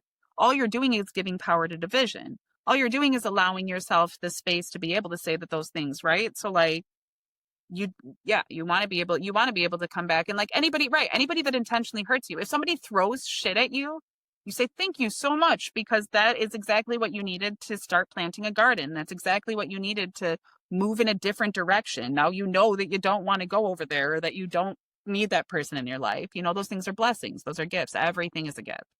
Somebody chops your arm off, that's crazy, but now you get to learn how to paint with your feet, and that's a miracle. yeah. Yeah. You know, when I Kyle was loves born that without a one. penis, I felt like that was a disadvantage. And I still feel that way. Okay, next question. I'm just kidding. You might have lived a life where you had one, and then you are living a Yeah, life and I now did without not one. good things with it. I think that I was a deplorable person with a penis, and I think that I am now punished with having to be the victim of all of the things that I had done to others with that penis. And I have had to take my lickings and be like, okay, right. Okay, I get it now. Yeah, it's not fun. It's not fun the other way. You're right. But you still trust yourself enough to have forgiveness and continue to move forward in the most authentic way that you can as a human, to know that there is a bigger thing happening in your conscience for you to have that understanding. Yeah, because For I sure. could have, Yeah. but and I think about this all the time because I met, like I was talking about my girlfriend's brothers, how they came into my life. It was just as profound for me to meet these dudes and have this experience just as much as it were for them to have the experience that they're having with me. But with how entanglement happens, and like all the physics and the laws of science that are happening here, I was, after I got divorced, I knew that I needed to stop giving myself away to people that were going to drain my energy, that were going to continuously take from me. And I had to retrain my soul, my conscience, my mind, my body, my spirit, to not allow that to happen anymore. So through, instead of not trusting people that were going to be like that, forgive myself for allowing that to happen in my life, and then reset through a fast to be able to come into this truth and this knowledge. And then through that fast, I didn't even know that I knew their brothers before I knew her. And then he comes and hangs out at my house. We're going to watch a UFC fight. And he shows up. He's like, oh, yeah, my sister's with me. And through this fast, the most beautiful girl walks in my house. And I'm like, what the fuck is this? Like, I've lived in this house for 25 years on and off. And it's I never once had a beautiful had, woman in it. never, ever. And then I was like, I love that. holy shit, Jordan, you were fasting, bro. You were in the desert and you were having these epiphanies of discovering who you were at your core. But not only having this act of discovery, you were having this act of forgiveness for yourself so you could be trustworthy to everybody. Because again, through broken trust came something to where I could trust more. And it was never, ever given away. It was only transferred. So I have to always remember, just because somebody might fuck me over and show me who their true character is and their defects are as a human, I have to remind myself that, hey, we got to act in forgiveness because, like Kyle said, the demon's in our closet. I was once that way. I was once that person. I was one to be untrustworthy, and I couldn't even trust myself for a day to not get high. So now I have to act in that trust and in that forgiveness, because what if that person needs it?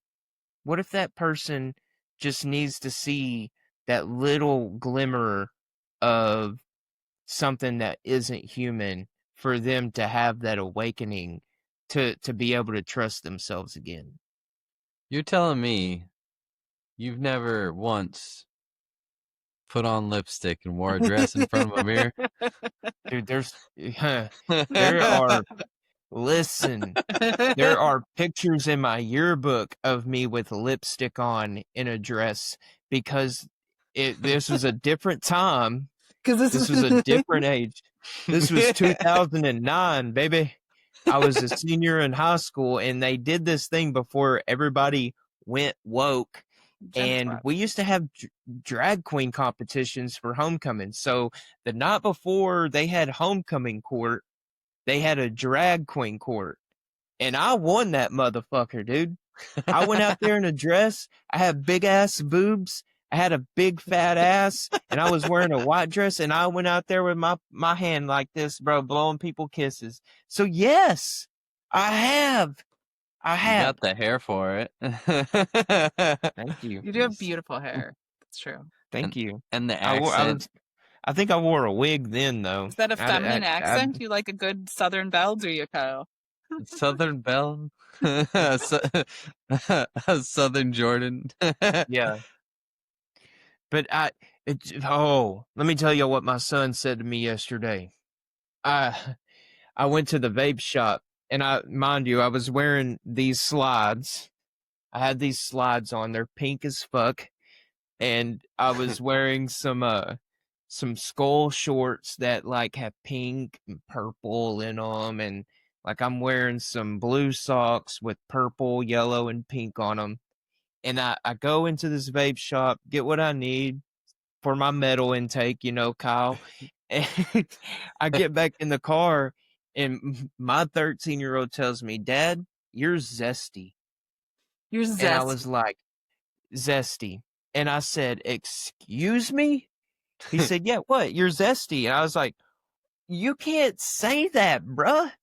You can't tell another grown man that they're zesty." I was like, "No wonder you are getting into the trouble that you're getting into at school because of your little in roundabout ways of calling people out." And I said, "And you know what? And maybe I am zesty just a little bit." I said, "But that doesn't make me gay, bruh." I said, "You can't even if it did, that doesn't make me exactly worse of a person. Exactly. And even if it did, that doesn't mean that you get to say anything about it, boy." Yeah, I was like, that is so offensive that you called me that. And I said, my feelings are hurt right now. Not because, yeah, I am zesty, but because there are zesty people in this reality that have found their purpose. And it's people that make comments like that hurt them, and it pulls them away from their purpose, brother. Well, that's And all I was about like, perspective, because you could be called zesty, but if you perceive it in a negative way, it's gonna be negative. But if you That's true. perceive it in a That's true. positive way, But just because I can alchemize something and make it positive doesn't mean that I consistently need negativity thrown at me just to alchemize. I don't always have to alchemize things. right. It'd be nice to just have received nice things. So if somebody has like a wicked intent in the things that they say, just because you're willing to make nice of it doesn't mean that they're right in what they're saying. Somebody could call me a stupid bitch, and I'd say, "That's right." But back to the drag queen, like we are all having, everything has led fair. up to this moment right now. So I had to be a drag hold queen on. one night. Kyle's talking about something really deep right now, actually, because he's getting into the whole idea that you actually need to bully people into evolution, which I think is what the right believes. And I think that might be the most conservative thing I've ever heard Kyle say. Damn, Kyle, you're getting called out. Explain yourself. Explain myself. Well, Spare it the rod, just spoil the shows child, us. am I right? I mean, and if you approach it in a loving way and not like a "I hate you" kind of way, like it's okay to like poke fun at people as long as you have a positive intention with it.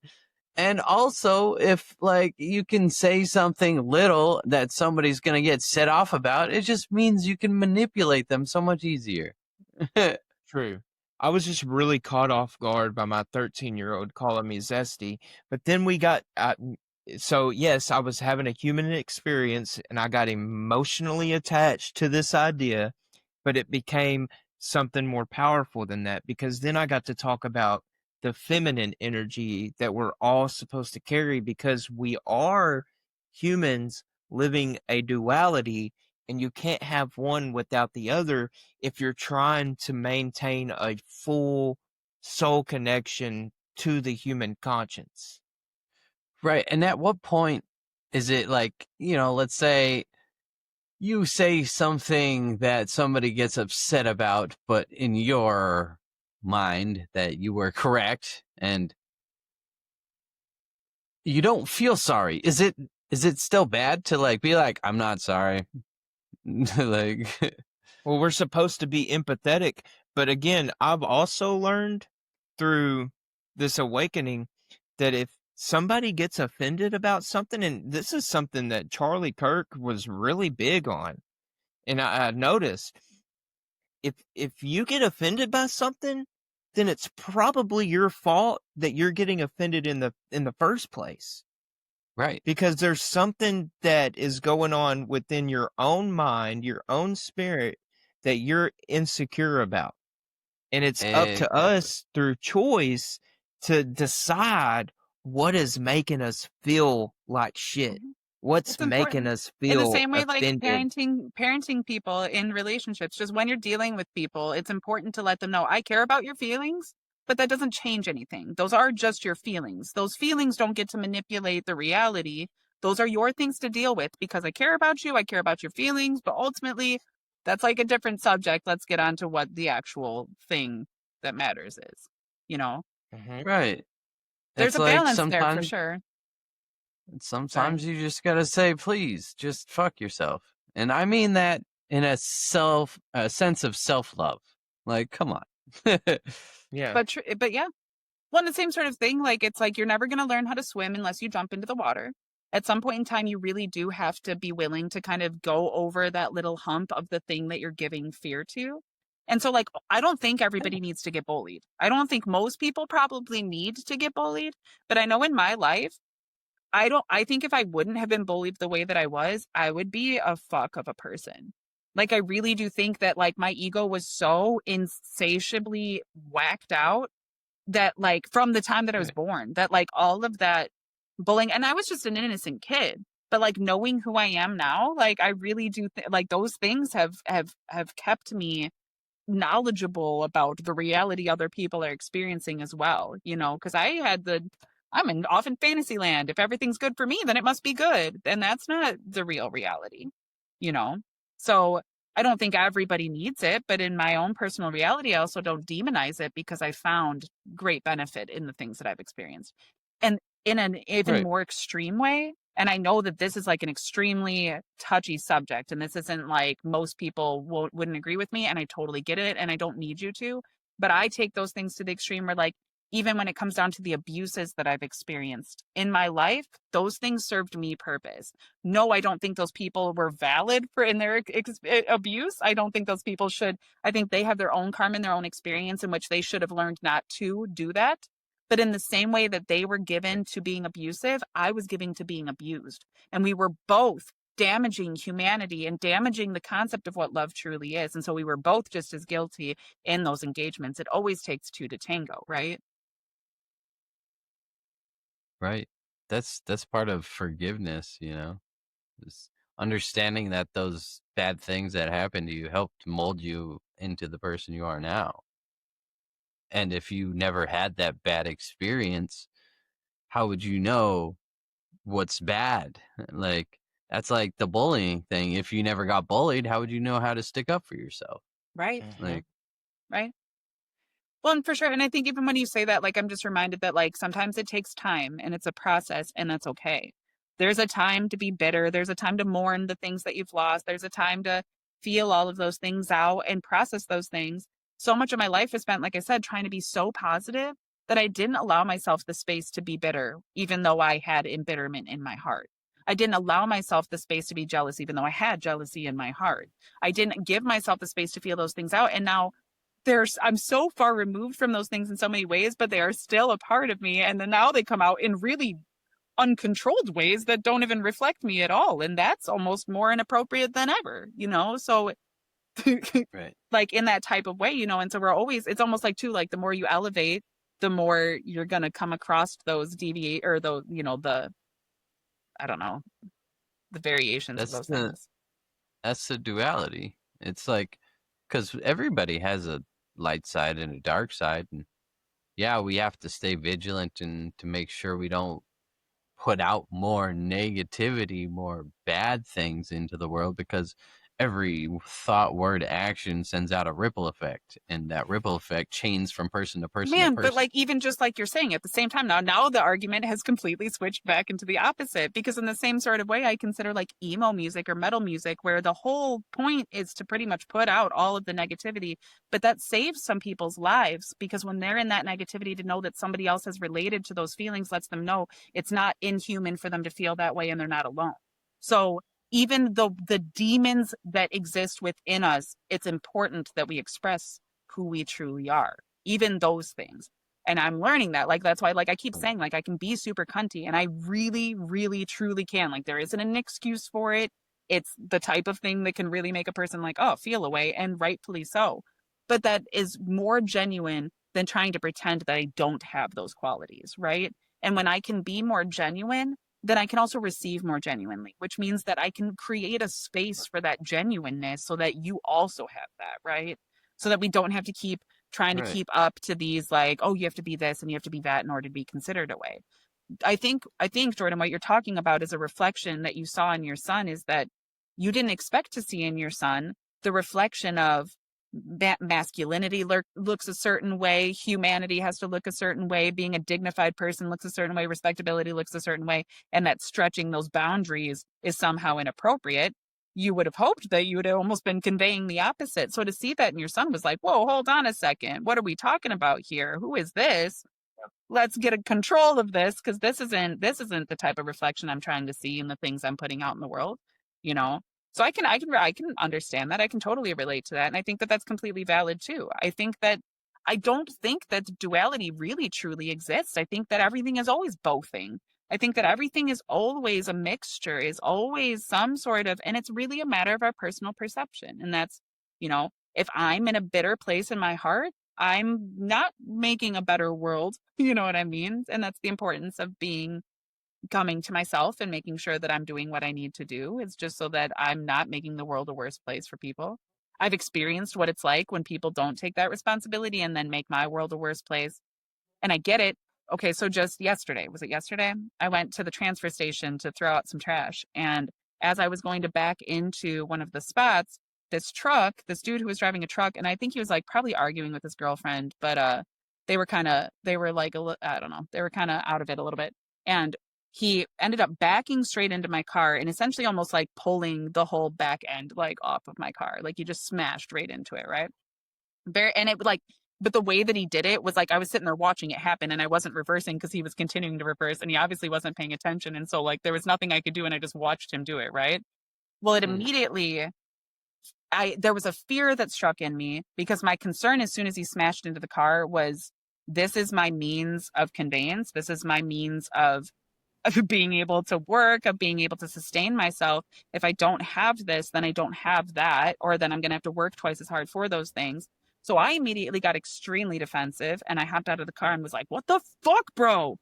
And he got out and his girlfriend jumped out and started trying to fight me about it. Right.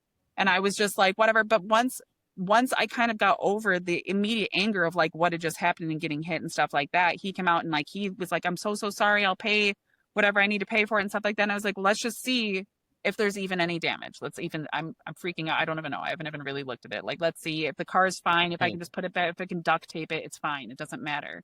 But the idea, what I told him was like, because he was so apologetic, he almost cried about it. He's like, I don't want any more bad in my life right now. I can't handle that.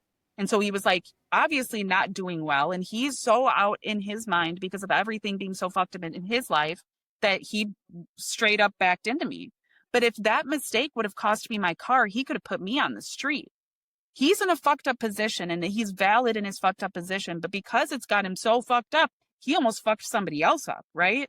And so what I told him was like, right. I get it. It's fine. It's whatever. You don't got to give me money. It's fine. Like we figured it out. It's fine. But like, wake up because everybody is out here struggling right now. And one mistake on any of our parts could send any of us onto the street or into a really bad position. We got to care for each other. We got to pay attention to each other. You know, just pay attention when you're out there, you know? And that's the best that I got when it comes to those things. But it's a reminder to me, like even as soon as I had that interaction with him, then I just had this immediate reflection of like, oh, that was just me with myself talking to myself. And now I have to literally listen to what it was I just said to myself. You know what I mean? Because I know that I'm just. The craziest part about that is so many of us, I mean, well, I know for me, but like I would think many of us spend so much time up in our heads that we forget there's things right in front of us. There's things happening right now that have nothing to do with what's going on in our heads. But we're so focused on what's going on in our heads that really doesn't apply to the now moment that we get lost in our own thoughts.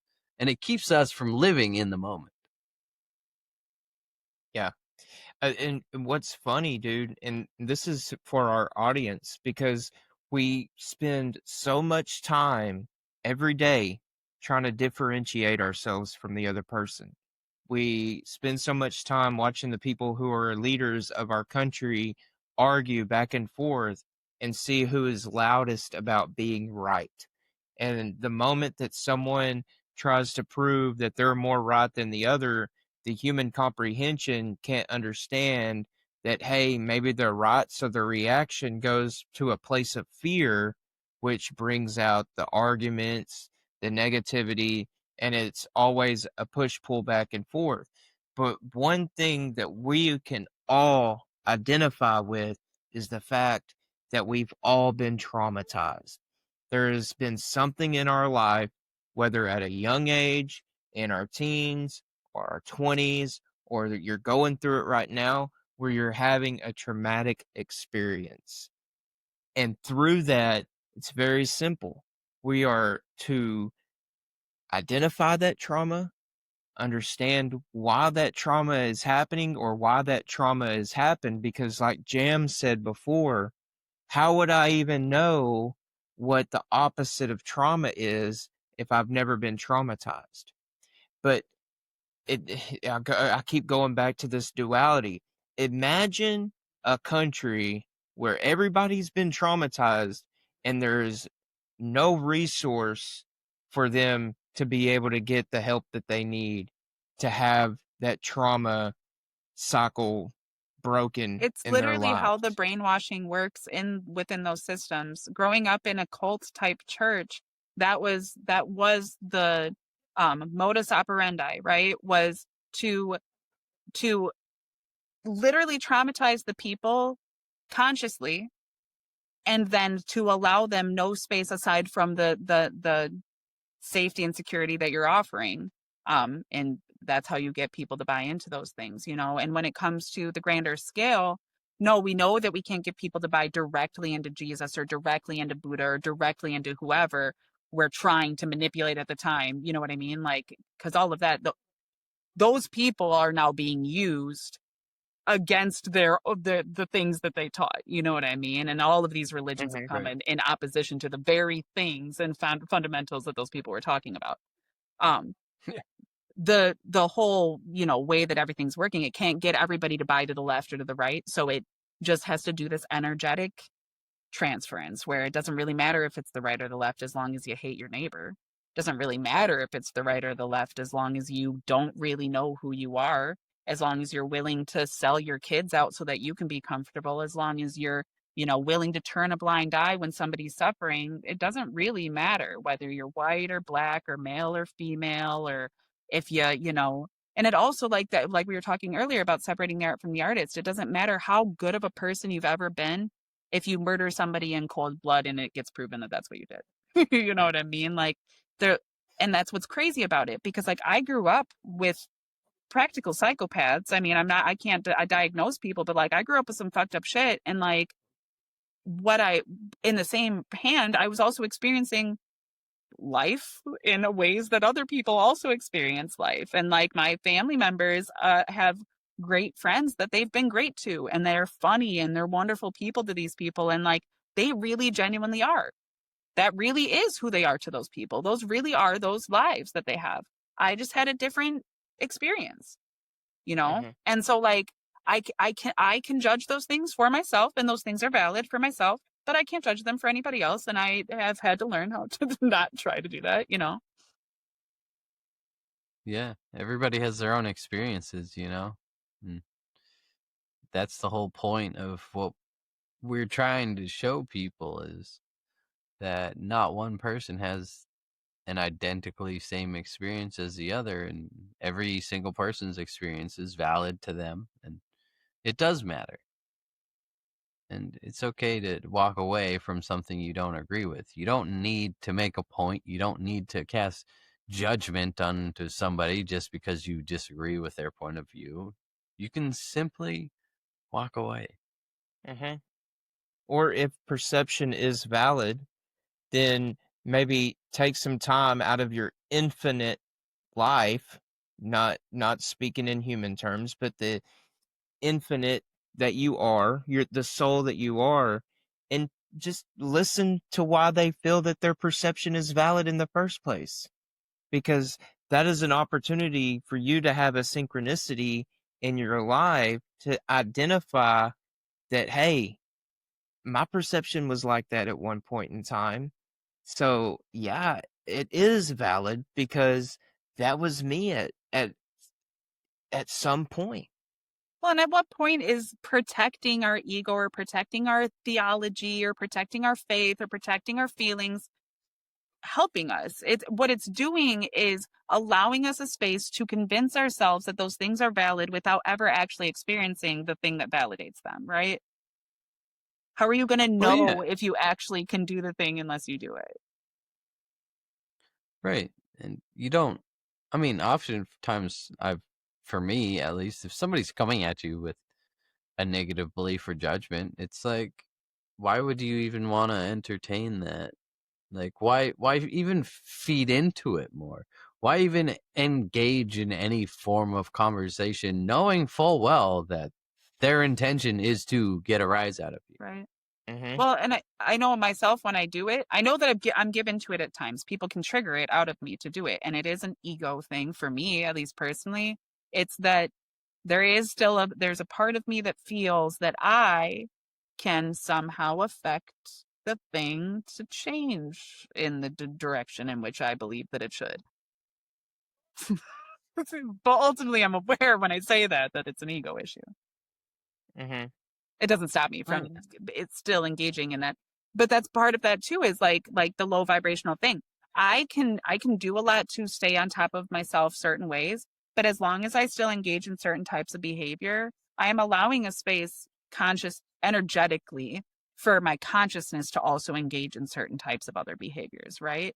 So like, and I say these things and like I just try to be as real as possible. Yes, I'm trying to get off the fast food. I'm always trying to get off the fast food. But like when I show this, like this might as well be a gun in the hand of somebody that has proven that they're not trustworthy with a gun. You know what I mean? Like it's not a good thing. It's a reflection that there's parts of me that are untrustworthy because I'm not trusting myself enough to do the thing that I swear that I really believe in. Yet do I? Right. Because I keep doing it. You know what I mean? And there's things that I do prove, but that doesn't make up for the things I don't. So like we're That always in falls that. that falls right back to that thing I was talking about earlier with the follow through. It's literally set your intention, and if you don't want to do something, well, how bad do you want it? Right. How do you want it bad enough? Right. If you do, If you then really you did, won't do right? it. Yeah. If you really wanted it to happen, you know, I mean, over 7 months, like right here. Come on, like that's what it's one of those things. It's like if you find yourself stuck in a pattern, constantly thinking about something day in and day out, and it is taking up constant space in your own mind, maybe try taking a break from it. See how long you can go without having that thing that occupies so much space in your mind, and see Mm-hmm. how that affects you. That's why I learned to get over suicidal ideation. I had struggled with that from the time that I was 6 years old, from the time that I was extremely, extremely young. So it was a very integral part of my identity to hate myself to the point of wanting to kill myself. And it would come up in the most stupid ways constantly. I was always being so self-degrading, right? And when I started to learn how to just recognize when I was communicating that type of way to myself and to actively just even if I couldn't think of anything positive, just don't do the negative thing. Just don't let myself go to that place. No, we're not going to do that. Even if it's just that place. Okay, we went through those 5 doors, but not that door. Whatever it took in those small ways, just continually. And over the course of like maybe 2 years of active intentionally doing that, I found myself days on end positively talking to myself about how much I loved and cared for myself and actually taking care of myself. And I was drinking water and I was showering regularly and brushing my hair and like doing the things that people that care about themselves were doing. Those were things that I struggled with consistently my entire life, those basics, even, right? But that was because I was communicating to myself that what I deserved was the treatment that I was offering myself. I didn't realize I was doing that. And I went through therapy to realize that a lot of those voices were other people's voices and be able to decipher those things too, which is, I think, a huge part to be able to come to understand who's actually speaking when you're listening in your head, you know? Right. There's a It goes weird back. thing. Go ahead, Kyle. Well, it was just interesting because on the subject of like fasting from things that occupy you so much space in your mind, it's like at what point, you know, when you stop doing your vices and start doing good things for you, what is it when those good things start becoming the routine? What is it when those things start feeling like that thing you were fasting from, you know? Is it like, do you want to go back to the bad patterns to like fast from the good things, or do you Bro. continuously keep doing the good And things? each It's one like, of us is like each of our lives has been very specifically set for each one of us, where like we can literally make anything we want as long as we don't limit ourselves with that idea that we can't, right? But that's what we do because it's so easy for us to grow into these concepts. Well, my mom and dad were like this, and I experienced this. And when I grew up, school was like this, and I went through this, and I looked like this, and I felt like this. And all of those things are so definitive of who we are and who we've become when truly at any point in time, we can literally just pull all of that off and be whoever the fuck we want to be at any time in every regard we could possibly imagine. But only as long as we believe that. We have to genuinely believe that. Otherwise, our mindset is, well, I can't actually think that though, because I didn't think that yesterday, and people would think I was crazy if I thought that today. Yeah, and I'm glad that you said that because that goes right into what I was thinking. It's a cliche, but it's think as if, act as if, be as if. You know, I growing up, I had these traumas that had happened to me, but something that I'd always dealt with my trauma about was using humor to get through the bullshit. So naturally, growing up, I was in theater. Of course, I was a drag queen at one point because it was funny as fuck. I had found a way to be the funny guy. And always people tell me, dude, you're fucking hilarious, blah, blah, blah. Well, I wanted to try my hand in stand up. So I wasn't never going to get on stage and throw down a few minutes had I not put pen to paper, start writing out my jokes, start doing what I needed to do to be a comedian, because I wasn't just going to walk up on stage and say some random bullshit and expect somebody to laugh and have an enjoyable experience. There's so many, you can create the reality you want, but it comes at a cost. It comes at being disciplined. It comes at putting in the work where nobody else sees you doing the work. It comes with so many things, and those are tangible things that we can accomplish. It always goes back to how bad do you want it? The podcast. I have these conversations, random conversations with people when I was in treatment or when I was in jail, and I could carry on these conversations for hours, and people would be like, "Bro, we should have a podcast." So many people have just come up to me and been like, "Yo, we should start a podcast," and it was maybe a sign for me. Well, maybe I want to do a podcast. Maybe I should create a platform for myself to have conversations with like-minded people. But there was so many things that I would have had to do to be able to have a podcast. I'd have to get a lot. I would have to get a camera. I would have to get a microphone. I would have to find my audience. And those things don't just come by just turning on the button and then expecting it to happen. It happens for some people, but it doesn't happen for people that are trying to live in a purpose where we just don't get things just by the switch of the click Right. of our finger. Right.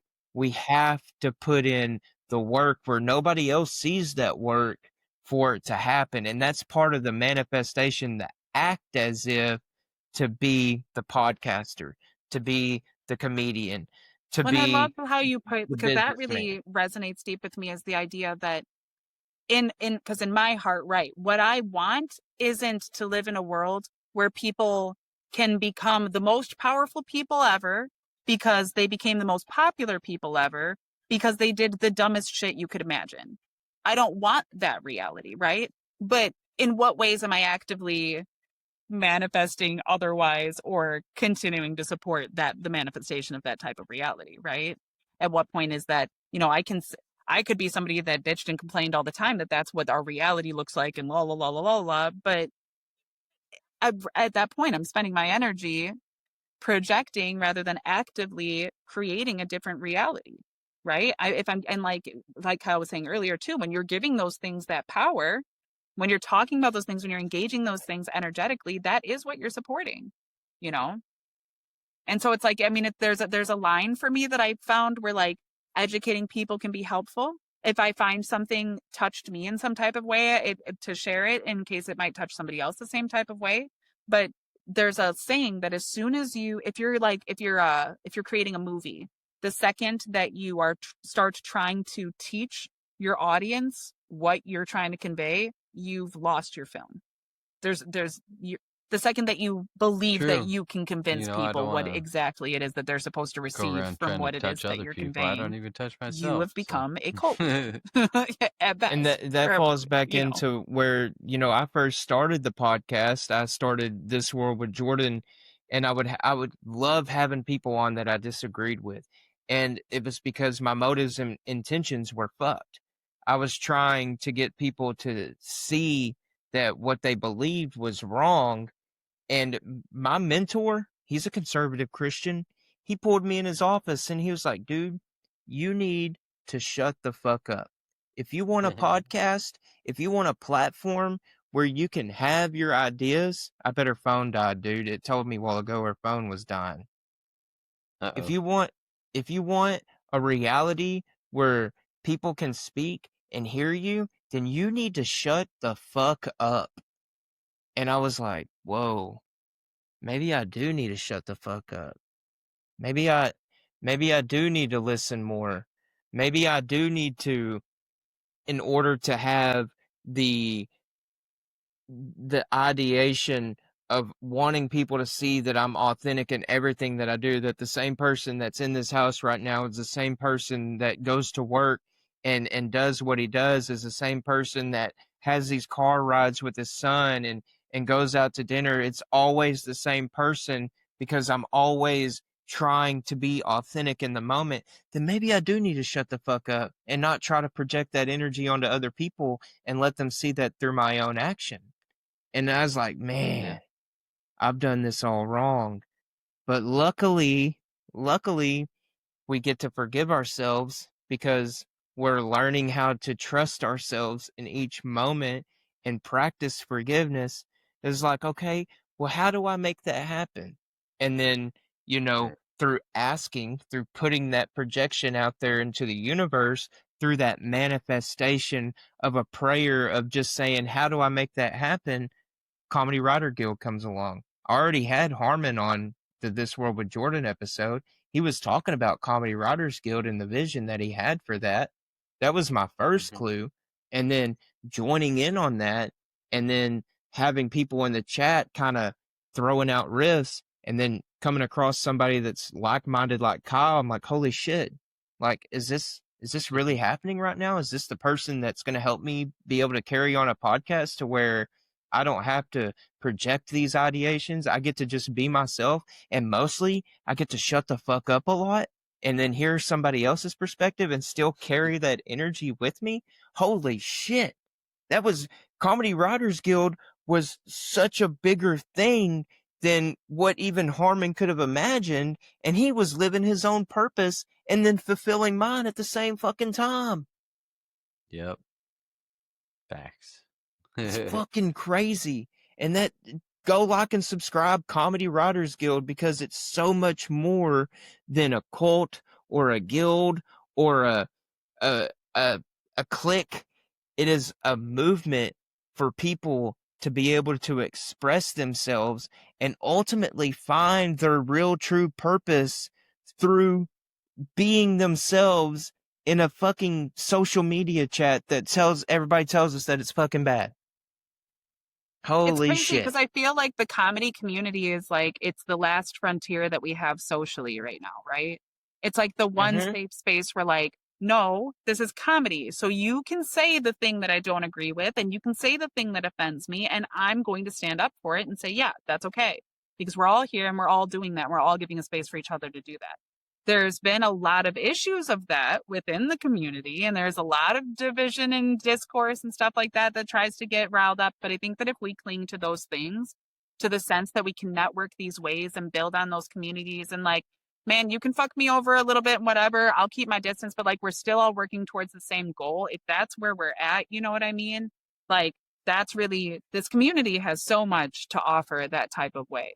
And man, the Comedy Guild is so awesome because there's so many different people attracted to it, and then they all come together, and the way that the instant sense of family and welcoming where everybody can just shit talk and everybody loves it is so, and the engagement and the way that everybody that does it, you know, and gets people to engage, but it's Mm-hmm. really awesome to watch that Mm-hmm. and watch how it's just exploded with, because that's something people are asking for and that's something we need. And when you're in your purpose, Yeah. when you're doing what you really are supposed to be doing, it flows. And it does, like you said, it connects with other people and it allows other people to do what they're supposed to be doing. It becomes a whole thing, you know? Absolutely. It's that whole thing of following your intuition. Do things that set your soul on fire, that bring you excitement and joy. That's your purpose. Those are the Mm-hmm. things that are your purpose. When you say that, it makes me think about that monk that literally lit himself on fire and then just burned to death while sitting peacefully. And like, maybe I could try something like that on Versailles. That would make some good comedy. To not be a liar, liar, I will set myself on fire. I just really want to push it to the limit, you know. Yeah, why not? Like, okay, Why on a not? little You not. know, well, there's a certain balance. You don't want to You're make saying it's already somebody. been done before. I need to be a little more creative. I hear you. Yeah, think Well, outside the box. I'm the type of person that does everything to the extreme. So the moment that I was manifesting a podcast for me to have a platform on, I go to my buddy's house and he's like, "Hey," just randomly out of nowhere, he's like, "Hey, I got this computer chair. So when I'm sitting in right now." And he's like, "And I got a microphone. Do you need a use for a microphone or anything? It's just laying around my house." And I'm like, "Fuck yeah, I need a microphone." I was like, "I'm trying to start a podcast." He's like, "It's yours." I was like, "Dude, if you give me that microphone, I will go home and find a way to record a podcast tonight." And sure enough, it was some bullshit ass podcast where I was just speaking into the universe, but I was like, this is something that's way bigger than me. So let's fucking do this shit and let's go all in. I am the type of person, I'm an addict at heart. When I got drunk, I was trying to drink all that I could drink. I wasn't trying to drink socially. I was trying to drink for effect. I was trying to get fucked up. And when I took pills, I took as many pills as I could because I was just trying to be the most fucked up that I could be. So now I'm like, yo, let's translate that energy in with your purpose, incorporate that, and let's go to extremes. I Yeah. walk into the cafe at work, or I walk into one of these team rooms. The kids that are breaking the rules, they kind of sit at attention. They see me come in and they're like, we don't fuck around when Jordan's comes in the room because he's going to call us out on our bullshit. Because I'm going to call you out on every single little thing that you do because I'm calling out all that bullshit in my life. I'm calling it when I'm feeling jealous. Yeah. Hey, motherfucker, you're being jealous right now and it looks really fucking dumb on you. Or, when I've had a day where I've eaten nothing but sweets and Dr. Pepper and just ate like shit, I'm like, hey, motherfucker, you know that you ain't supposed to be eating like that. Now go run that shit out. And then I'll go run as much as I fucking can until I am dead inside because I just push everything to the fucking limit. Dude, you can't run off diabetes. I mean, you might run a leg off, but My pancreas is like, hey, motherfucker. Actually, I I don't know think what you it might says. be able to run off diabetes. I worked pushing carts one winter at a grocery store. And so I just like walked like 10 miles a day, probably pushing carts all day, right? So it's like pretty physical, but it's super active because you're just staying active all day long, right? They did these health screenings for insurance purposes. And when the lady was taking, now at the time too, so I was super active, but I was also only ingesting 3 Red Bulls a day on top of maybe a couple sodas, and then like Cheetos, Funyuns, like Milky Ways. I was eating atrociously. Nothing I was eating, and gas station food, nothing I was eating was real.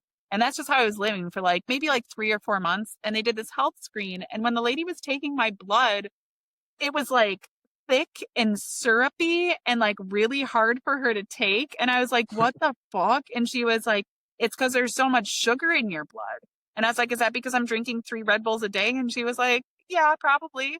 Yeah, like that can't be healthy, right? So I'm not assuming a great health check to come back. And it came back that I was perfectly healthy. I'm healthy as a horse. I can keep doing exactly what I'm doing apparently because it's totally sustainable according to this health screening. yeah. But consciously, you knew that there was something that you weren't making a right decision on that was making you internally feel like shit. Whether or not in the physical, it was I showing that think a everything was lot of fine. my tendency to eat unhealthily or to engage in certain types of unhealthy behavior is to give some sort of physical validation to that emotional psychological disorder that I feel, you know. Mm-hmm. which Yep. isn't healthy. I was thinking about it the other day. It's because I'm so naturally given to coping, which is great. It's a great defense mechanism. And I've been always very self-sustainable, which is wonderful, but it's also come at that cost. I've always been the type of, as an infant, the second I had a thumb, I was sucking it. And I sucked my thumb until I was 10. I literally have a security blanket. It's a little ribbon, and I carry it around everywhere and play with it. I like the so like you say addictive, and that is what it is. It's an addictive mentality, personality. It's that givenness towards codependency, more or less, right? And I found that there's certain behaviors I can engage in that are fine. Obviously, it's not unhealthy for me to carry a ribbon around and play with it. But you know what happens when I don't have this ribbon? I have anxiety. So, like that can't be ultimately the best thing. It's a great crutch, but it is a crutch. The point of a crutch is to get you to be able to walk on both of your feet again. Religion Mhm. itself, to me, is a Right. great crutch. For some people, they need it, but it is to get you to be able to walk on your own 2 feet. Not everybody needs a crutch. Some people need an arm sling. Some people need different things. But the point of those things is to get you to be able to be self sustainable, right?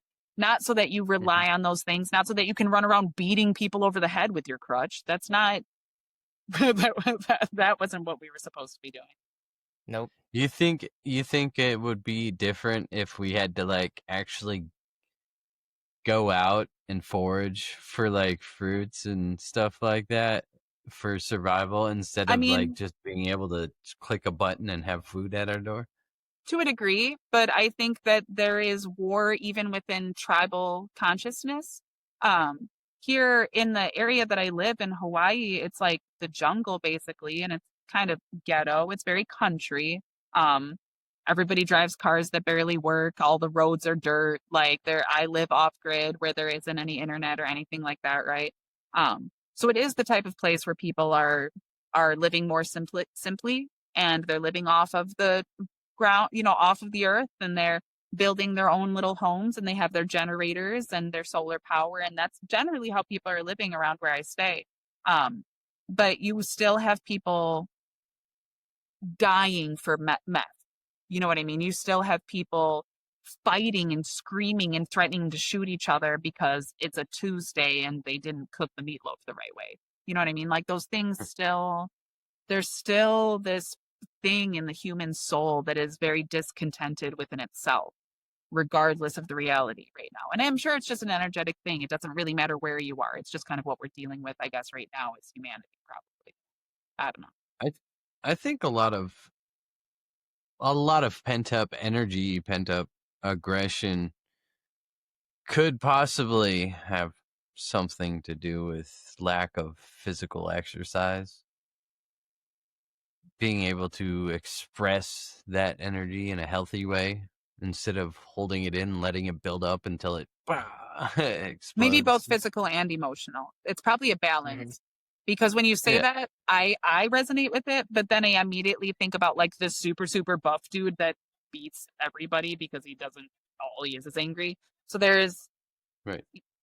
I do think, but like, yeah, for sure. I definitely don't think we're active enough. I think that we've removed the conveniences and comforts of modern society have really impacted us negatively because we used to have to walk to get water and then work to get it up. And that was just to get water to drink to survive. Now you get purified water in a plastic bottle at the grocery store. You don't really have to think twice about it. So like now there's all this time and space and energy to worry about politics and shit. You know what I mean? Yeah. Yeah, and Right. instead of identifying our trauma, we put a quick fix band-aid over it, and when that band-aid bleeds through, we just put another band-aid on it. We never get to the reason of why that wound is never healing in the first place. Well, and I'm reading a unfortunately, then we also infection sets in, and then gangrene sets in on top of it, and now you have a rotting limb attached to a very living thing that is extremely valuable still and can still do incredible things and will not be less affected if it believes in itself, but it doesn't want to cut that damn limb off, you know. straight facts. And I relate. The same thing in my life. How can I judge when I'm still drinking McDonald's? Exactly. How can I say anything when I hit my vape, you know? Like, there's things that I work on every day. My conscience tells me I need to quit. There's just something that I'm not willing to let go of. But through past experiences, I've learned that letting go helps me receive more. But the human in me tells me, let's just let's just get one more. Let's just one more day. One more day. And Mm-hmm. why just one more day? Well, that's because I have found complacency in my comfortability, and nothing really bad has really happened at this moment for me to justify quitting in the first place, because we're Mm-hmm. humans that are reactive instead of proactive. So until something fucked up happens, then I'll quit. Right. And Yeah. I Well, saw that it. was what I struggled with too in the beginning, was quitting everything. Because like I quit drinking, and then shortly after that I switched from smoking cigarettes to vaping, and then there just came a point in time where I stopped eating fast food. I like switched my diet completely. All of it was backed by just a choice and follow through. And that follow through is so important, Well, and especially when you're talking to yourself. bro, I have follow through for like a a period of time. I have such good follow through up into a point. Okay, so there's no actual follow through, right? That's just I'm really good at stretching it out somehow. But like, how do you fully commit to a thing with no certainty? it's having trust that what you're consciously experiencing through that act of quitting will come to fruition. It's the manifestation and the prayer that you have for the good that'll come from letting go of a atomic habit. Well, and you also have that certainty. You just convincing yourself you don't. It's that Mm-hmm. it's that habitual behavior that you keep giving into, instead of recognizing the pattern that is that habitual behavior and saying no. I literally, when I had my vape, I literally just bought a new one, took 2 drags off of it, and looked at it, and I was like, "What am I doing?" And it 98% left in it. I just said, "You know what? Screw this." Threw it in the garbage. Haven't touched one since. Like, you have that kind of power to back up yourself and your own decisions. It's a choice. Mm-hmm. For sure. You are Yeah. so much stronger than you let yourself believe to be. For sure. Well, and I think like I personally, there's so many things I could speak of in my life that I could speak of success on, right? That I really have done that thing. Things I would have never imagined myself being capable of. I've not only been capable of, but I've proved myself to be somebody I never believed was it could exist, right? Like, and I'm proud of that person, and I love that person, and then what an incredible place to be, you know.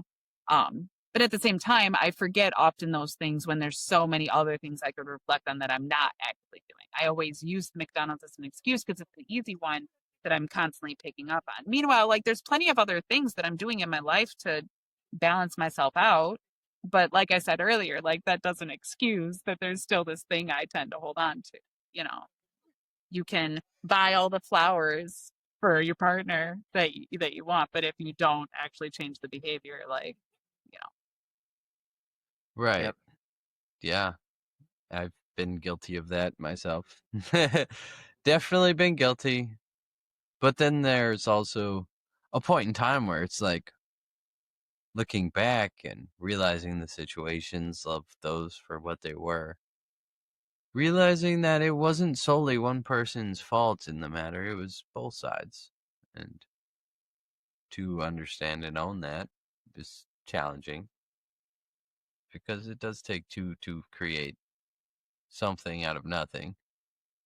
Because typically, when people are in solitude by themselves, in their own creative space, in their own bubble, nothing really seems to bother them. That's like most people's happy place, unless internally you aren't happy, and then that is a very negative space because that's the space you create in your own mind, in your own bubble. Well, and through this awakening that we learn an unconditional infinite love through the act of being better in one part of our humanness, and being disciplined in one part, it shows us that we're meant to go further, and that there's really no end to being better and to quitting the things, because once we quit the things, we're meant to even discover more, and then we'll find out more truth. We'll find out, we'll have more of a conscientious connection to whatever's out there, the creator, and be able to decipher, but like Kyle, 7 months into this, I mean, I've asked him, like, what are things that you physically experience? And he'll say, he can sense himself vibrating on a completely different level. And it's like, dude, if you're vibrating right now, monks back in, way thousands of years ago, they were levitating. They were getting to a point of meditation where they were physically coming off of the ground. And then you learn, like, yo, that means that they were physically coming off of the ground, and like possibly they were flying too. Like they were experiencing the art of flying because they were going further and going deeper and understanding more about the art of letting go. I had a dream one time. I have a lot of dreams about levitating, and I have for a very long time. And in these dreams, like, I've already got it figured out. I've got it down. It's very, very easy, right? And I had a dream specifically one time where I was like back with my 5th or 6th grade class. And I remember we're all sitting in our little desks or whatever. And I decide to start levitating around the room. And I'm thinking in my head that what I'm doing is like going to surprise these people and show them, like, oh my God, we can levitate. Like, I didn't know somebody could do that. And they're thinking that there's a pig back here.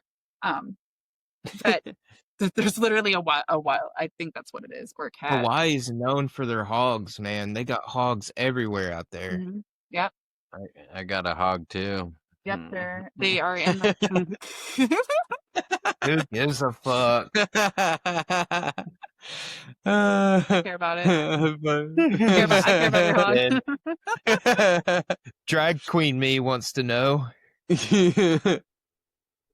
But dude, I want to experience, like, I have this theory, like, what if when I hit the year mark, what if something inside of me unlocks and I can truly control those vibrations on a physical level? Yeah, Like, I think that is how it works. Yeah, I well, do if alchemy's a real thing and physics is also a thing here, then yeah, I mean, theoretically, you it's just possible. manipulate it. I mean, Yeah. maybe I was just completely out of my head because that would be reasonable. However, there was a period in time that I was in like a really weird, abusive relationship. It wasn't a romantic relationship, but it was like a relationship with a person where it was based on pretty much I signed away my psychology to them, and I let them just kind of do whatever they wanted and kind of push me in all of these different directions to kind of see how far they could go or how far I could go. And they were like essentially trying to teach me how to see through walls and how to levitate and how to do all those different things. But it did get to the point where I could see in the dark, in the complete dark, as if it were light. And I could see through certain walls at certain times. Now, it wasn't something I was controlling, but it was something that I could become aware of, and I would know if something was coming around the corner of a wall, or I would know what was directly around the corner of the wall. And I could draw it for you without seeing it, and you could go around and see it.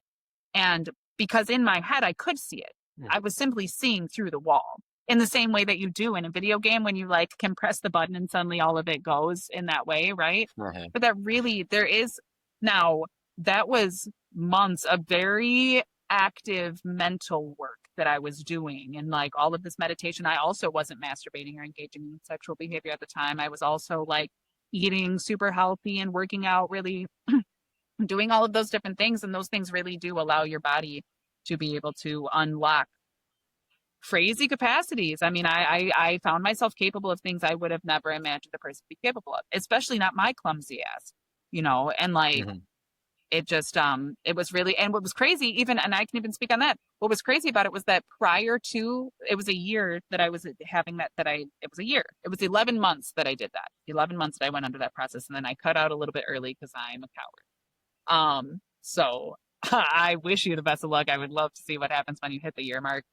But in that process, when I came out of it, what was I just saying? When I came out of it, like, even the oh, I went to I went to go get my license in Wisconsin again. Once I got back to Wisconsin, I went to go reinstate my license in Wisconsin, and they did an eye exam. And prior to having moved to Baltimore, I required glasses in Wisconsin in order to drive.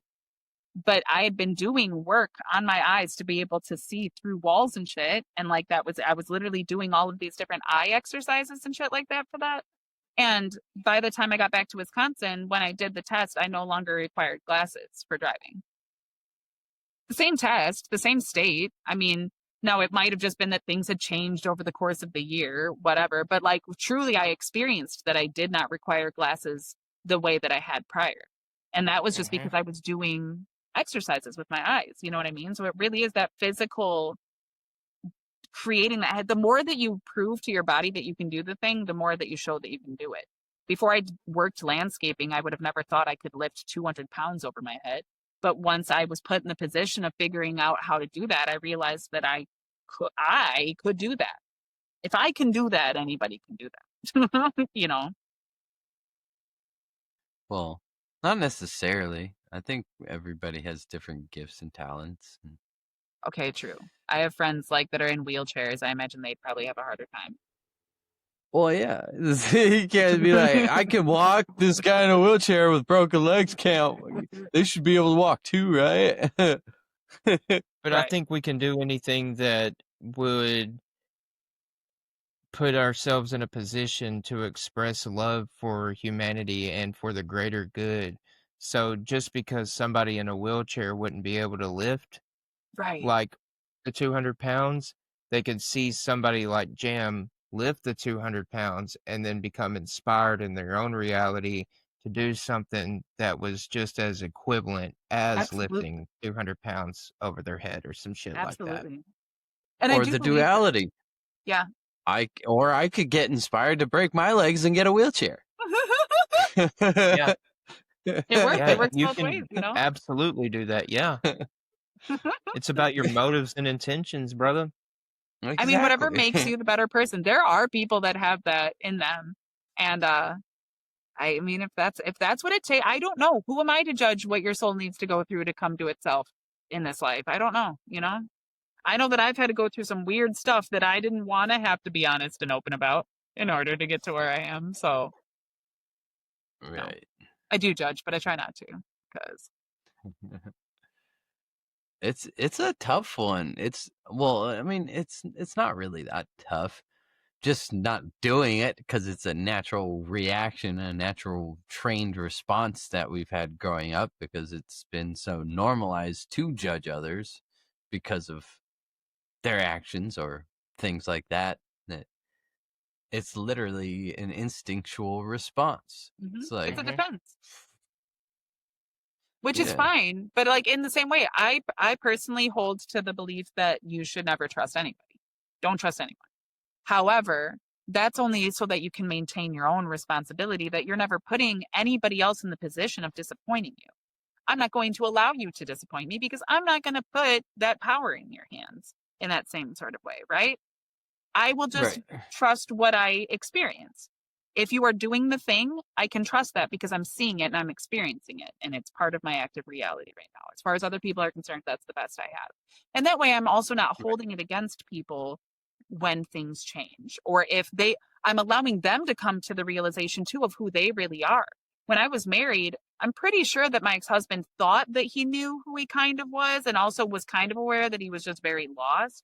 And then in both of us being together, we both kind of realized that we weren't who we thought we were and that we were actually a little bit different. And we kind of realized that we didn't know who we were at all and that we weren't really helping each other out. Like, you know, which was all fine and dandy. If we could have made that divorce terrible. We could have tried to stay together forever and hated each other forever and used that as an excuse, like, this is what marriage is like. This is what my kids are going to have. This is what it's like our families did. You know what I mean?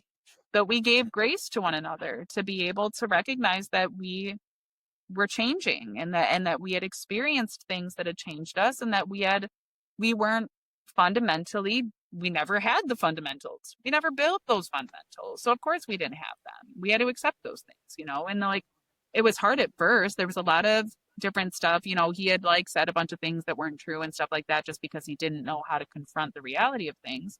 But in the end, once it came back full circle, it was like, okay, I realize now. I see what it was. And like, of course, I didn't hold those things against him because I understood where it was coming from, you know? And those things are hard too. But that I was not somebody given to that type of emotional maturity. There was something about that experience, and somebody that I truly did genuinely love being in that experience with them, that allowed me. And like you were saying earlier about the breaking yourself open actually allowed you to do it so much more. Every single time I've had my heart broken, it hasn't jaded me into a terrible person. In some ways, maybe the different things I've experienced, but really every time my heart has truly been broken, it's allowed me to become a softer, more understanding, more capable person in the end. As long as I've gone through Right. the process. Well, and it's so interesting to me that the whole concept of relationships and marriage and stuff like that, when people are constantly changing, they're growing, they're learning new behaviors, coping mechanisms, things like that. And marriage is basically a government signature contract that you sign that binds you to somebody, knowing full well that no matter who you get married to, they are going to change into different person. And somewhere down the line, that person and who you change into might not align anymore. That's right. So it's like it's an interesting concept to me. Well, When and because it's the Christian conservative one. There's other forms of marriages that aren't based on, we now dedicate the rest of our lives to each other in this type of thing. There's commitments that are like, okay, for the next 3 years, it's you and me. And then at 3 years, we'll determine where we're at from there. right. I wasn't raised to find out about those things, but those types of things exist. You're allowed to do whatever you want. Just to be clear, I know society doesn't tell us that, but, or example that. Why can't you just be best friends for a while? Like, Right. Because men And can't be friends with women, Kyle. Women aren't real people. that's not true. so I wanted to say, and we're getting to the 2.5 hour mark, and I got to be up super early in the morning, and I would love Jam to come back on and talk about why, like, get a little bit deeper into the conversation about why she is the way that she is, and why you are the way that you are, Jam, and what's molded you into the person that you are today. But like we were saying about the marriage, like we go along and then we realize that we're not for one another. But that's the part of having the truth about what this reality is we are having an experience of suffering. And in that experience of suffering, we also have the experience of losing people. Death happens, divorce happens, people go away, people move off. We learn that we are not as fond, or we are not as close to people as we thought they were.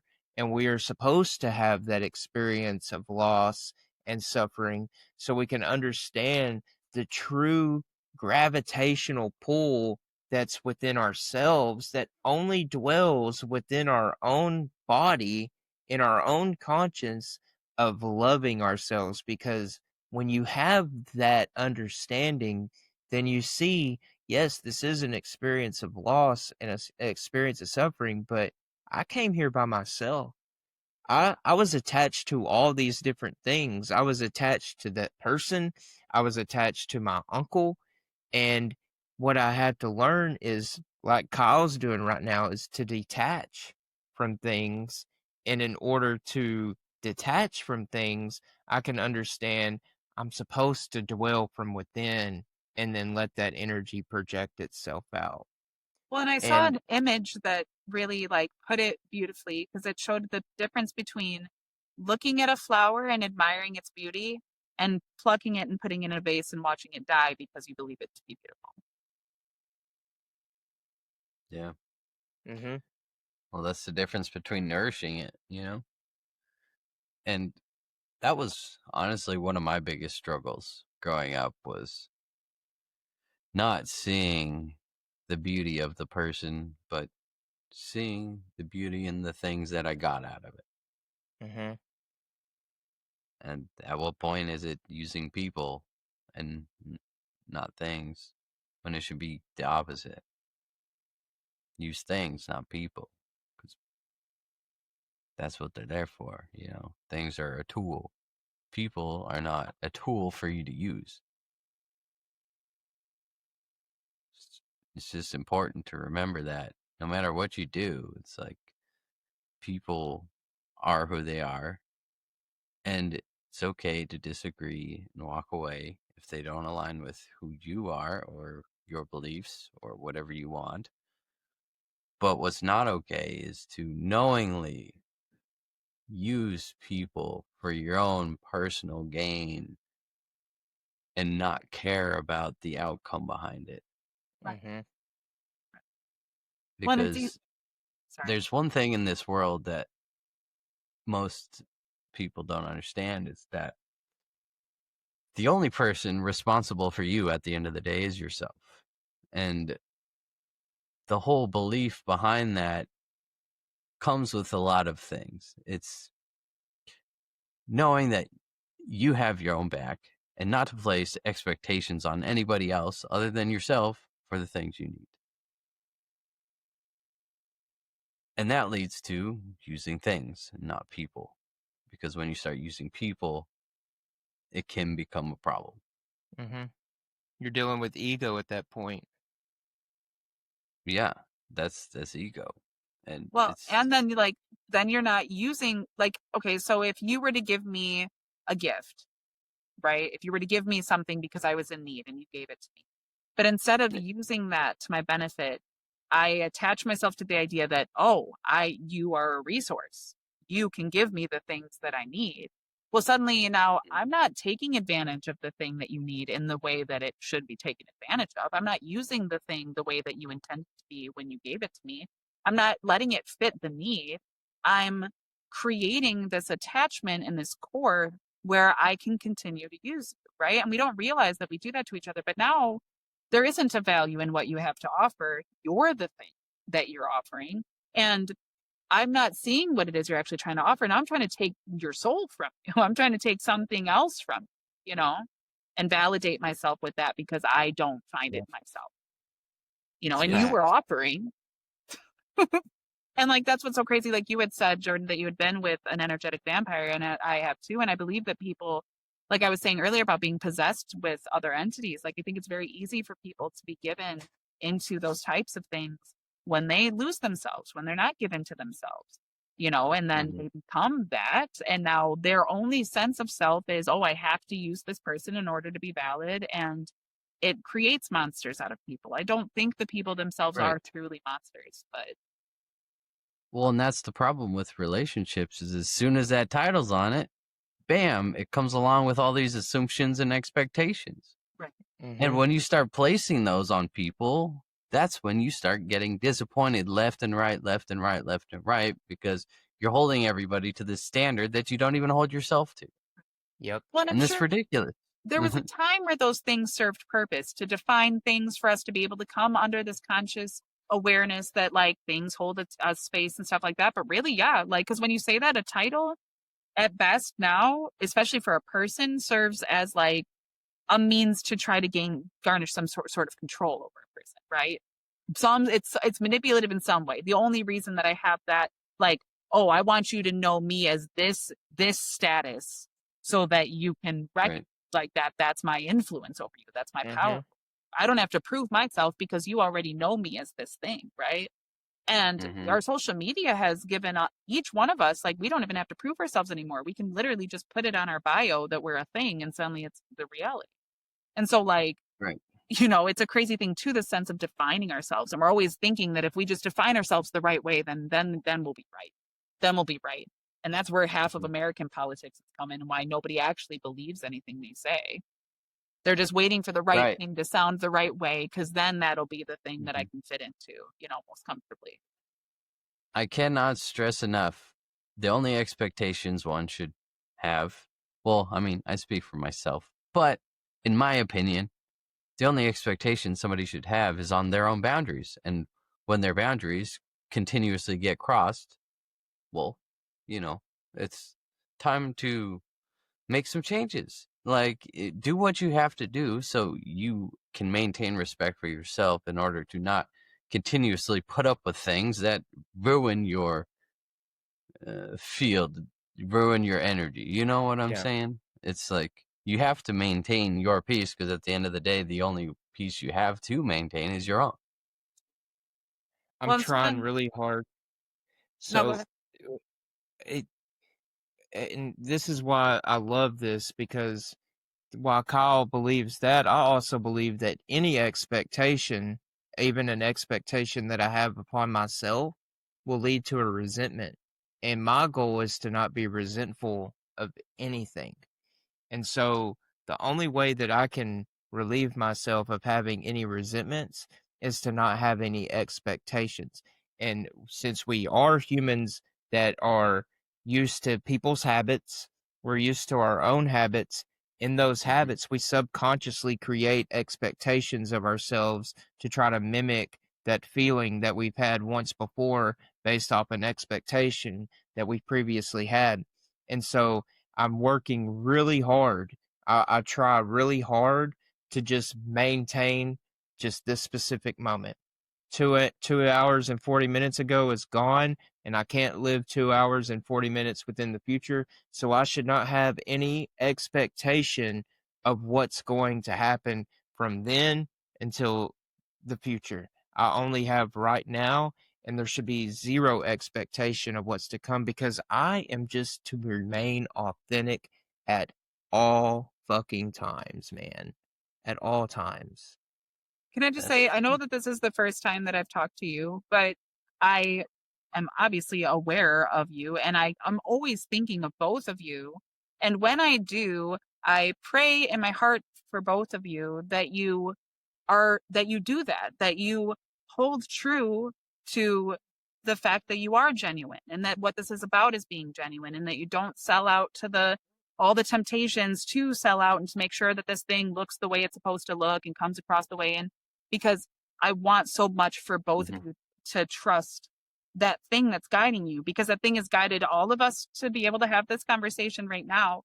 If it's the same thing that's guided y'all here and we can share this, then I know it's the same thing that's been guiding me this whole time, and I know I can trust that thing.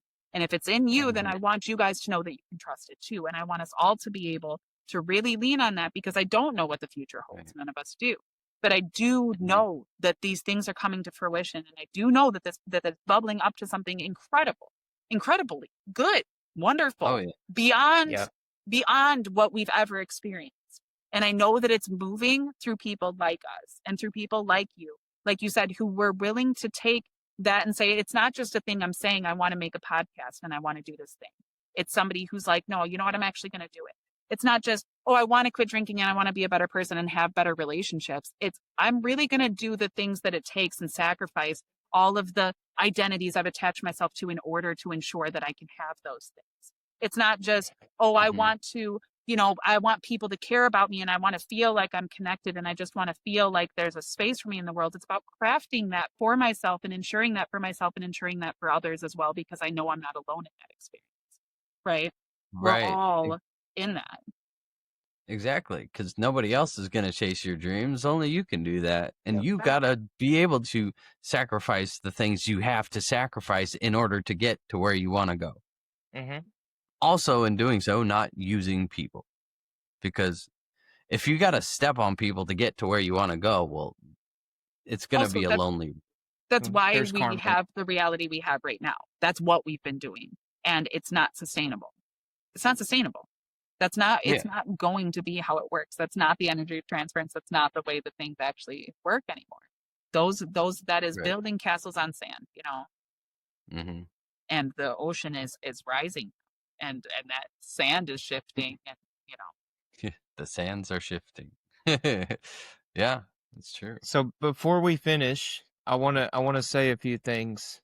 I don't want to forget to go and like and subscribe the Comedy Writers Guild, because that's really the seed that was planted for all of this to happen, even to have Jam on the podcast tonight. It was all from Comedy Writers Guild. So go give them a follow if you haven't yet. I also want to shout out my buddy Joshua Drawhorn in Nashville. He works at a treatment facility over there in Tennessee, but he has created a trading type thing where people can buy and sell different colognes and perfumes and shit like that, and it's his side hustle. And I want to tell people to go and give him a follow, because the dude is laced up on aromatherapy. And lastly, before I give it over to Kyle so he can do the outro where you, Kyle does his shit, I want to tell Kyle, happy birthday Is it really to is you. it really? Happy Happy birthday birthday to to you. Is it you. really? Happy Happy birthday, birthday, dear dear Kyle. Kyle. Happy Happy birthday birthday to to you. you. Aw, I Go love like and that. Aw, subscribe Ay, to ay, the ay, show. ay. Is it that really your was birthday? sweet. In 2 hours.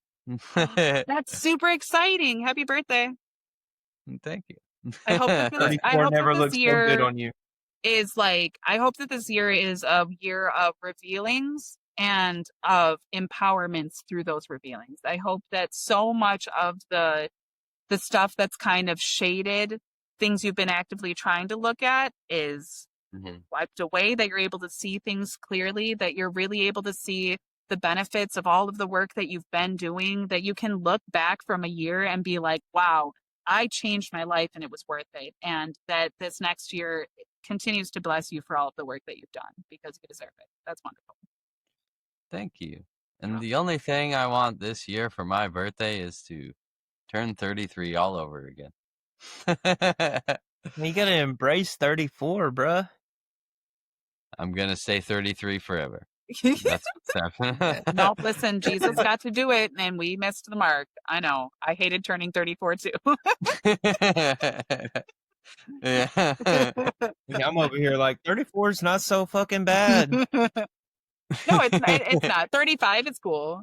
And I assume 36 is going to be better. So, you know, numbers are Hey, it's cool. It will Numbers only are cool. Like, it's cool. 33 was a wild time, though. And I'm really glad that you did with it what you were supposed to do.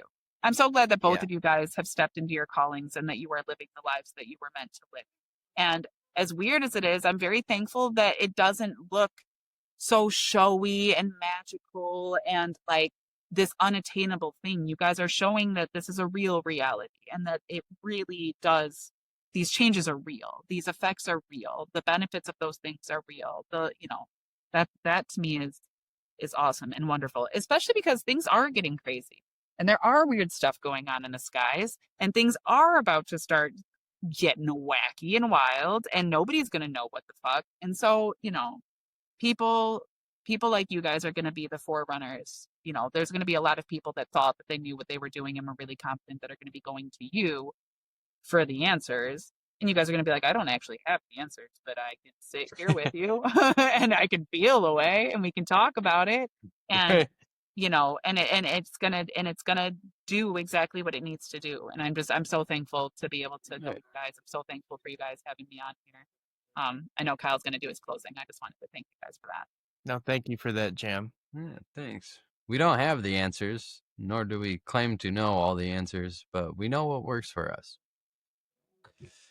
And towards the end of our podcast, we like to have our guests give some words of positive, heartfelt advice our viewers can take with them and apply it to their daily lives that can really support them in a positive way. Whatever's on your heart. I mean, I would think maybe that the post that I made earlier today on Facebook would really sum it up. which is that it's 2025, which means that I have to sell butthole pics because I don't have that cute of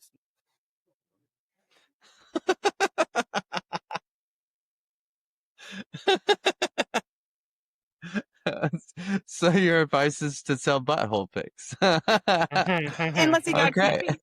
I'm just saying, Unless you got find what cute you got and work with it. You know. It's fucking beautiful, man. Hey, do what you gotta do.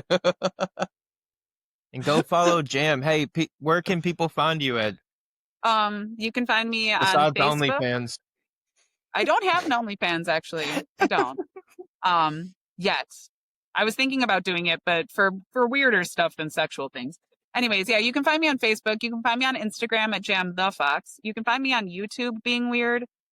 Mostly you can find me off in the jungle in another part of the world, thinking about balls and drinking McDonald's. I'm gonna change those things a little bit probably over time, but right now that's where I'm at. Progress, not perfection. That's right. And Thank you. That's been the Jammy to my Yummy. I love it. Hey, I love you, Kyle, and I love you, Jam, and I hope I that love you you'll guys. have a fantastic week and be looking out for next week's episode. Yeah. Yes. Yeah. Make sure you guys are following the podcast. If you just happen to stop in, make sure you're following them on Facebook and on YouTube so that you can watch the lives and engage in the commentary. Facts. And give Jordan and Kyle both a follow because they're also both wonderful people on their own that offer so much outside of just this podcast. So, thank you guys. I love you so much. Love you. Y'all have a good night. All right. Much You too. so. Bye.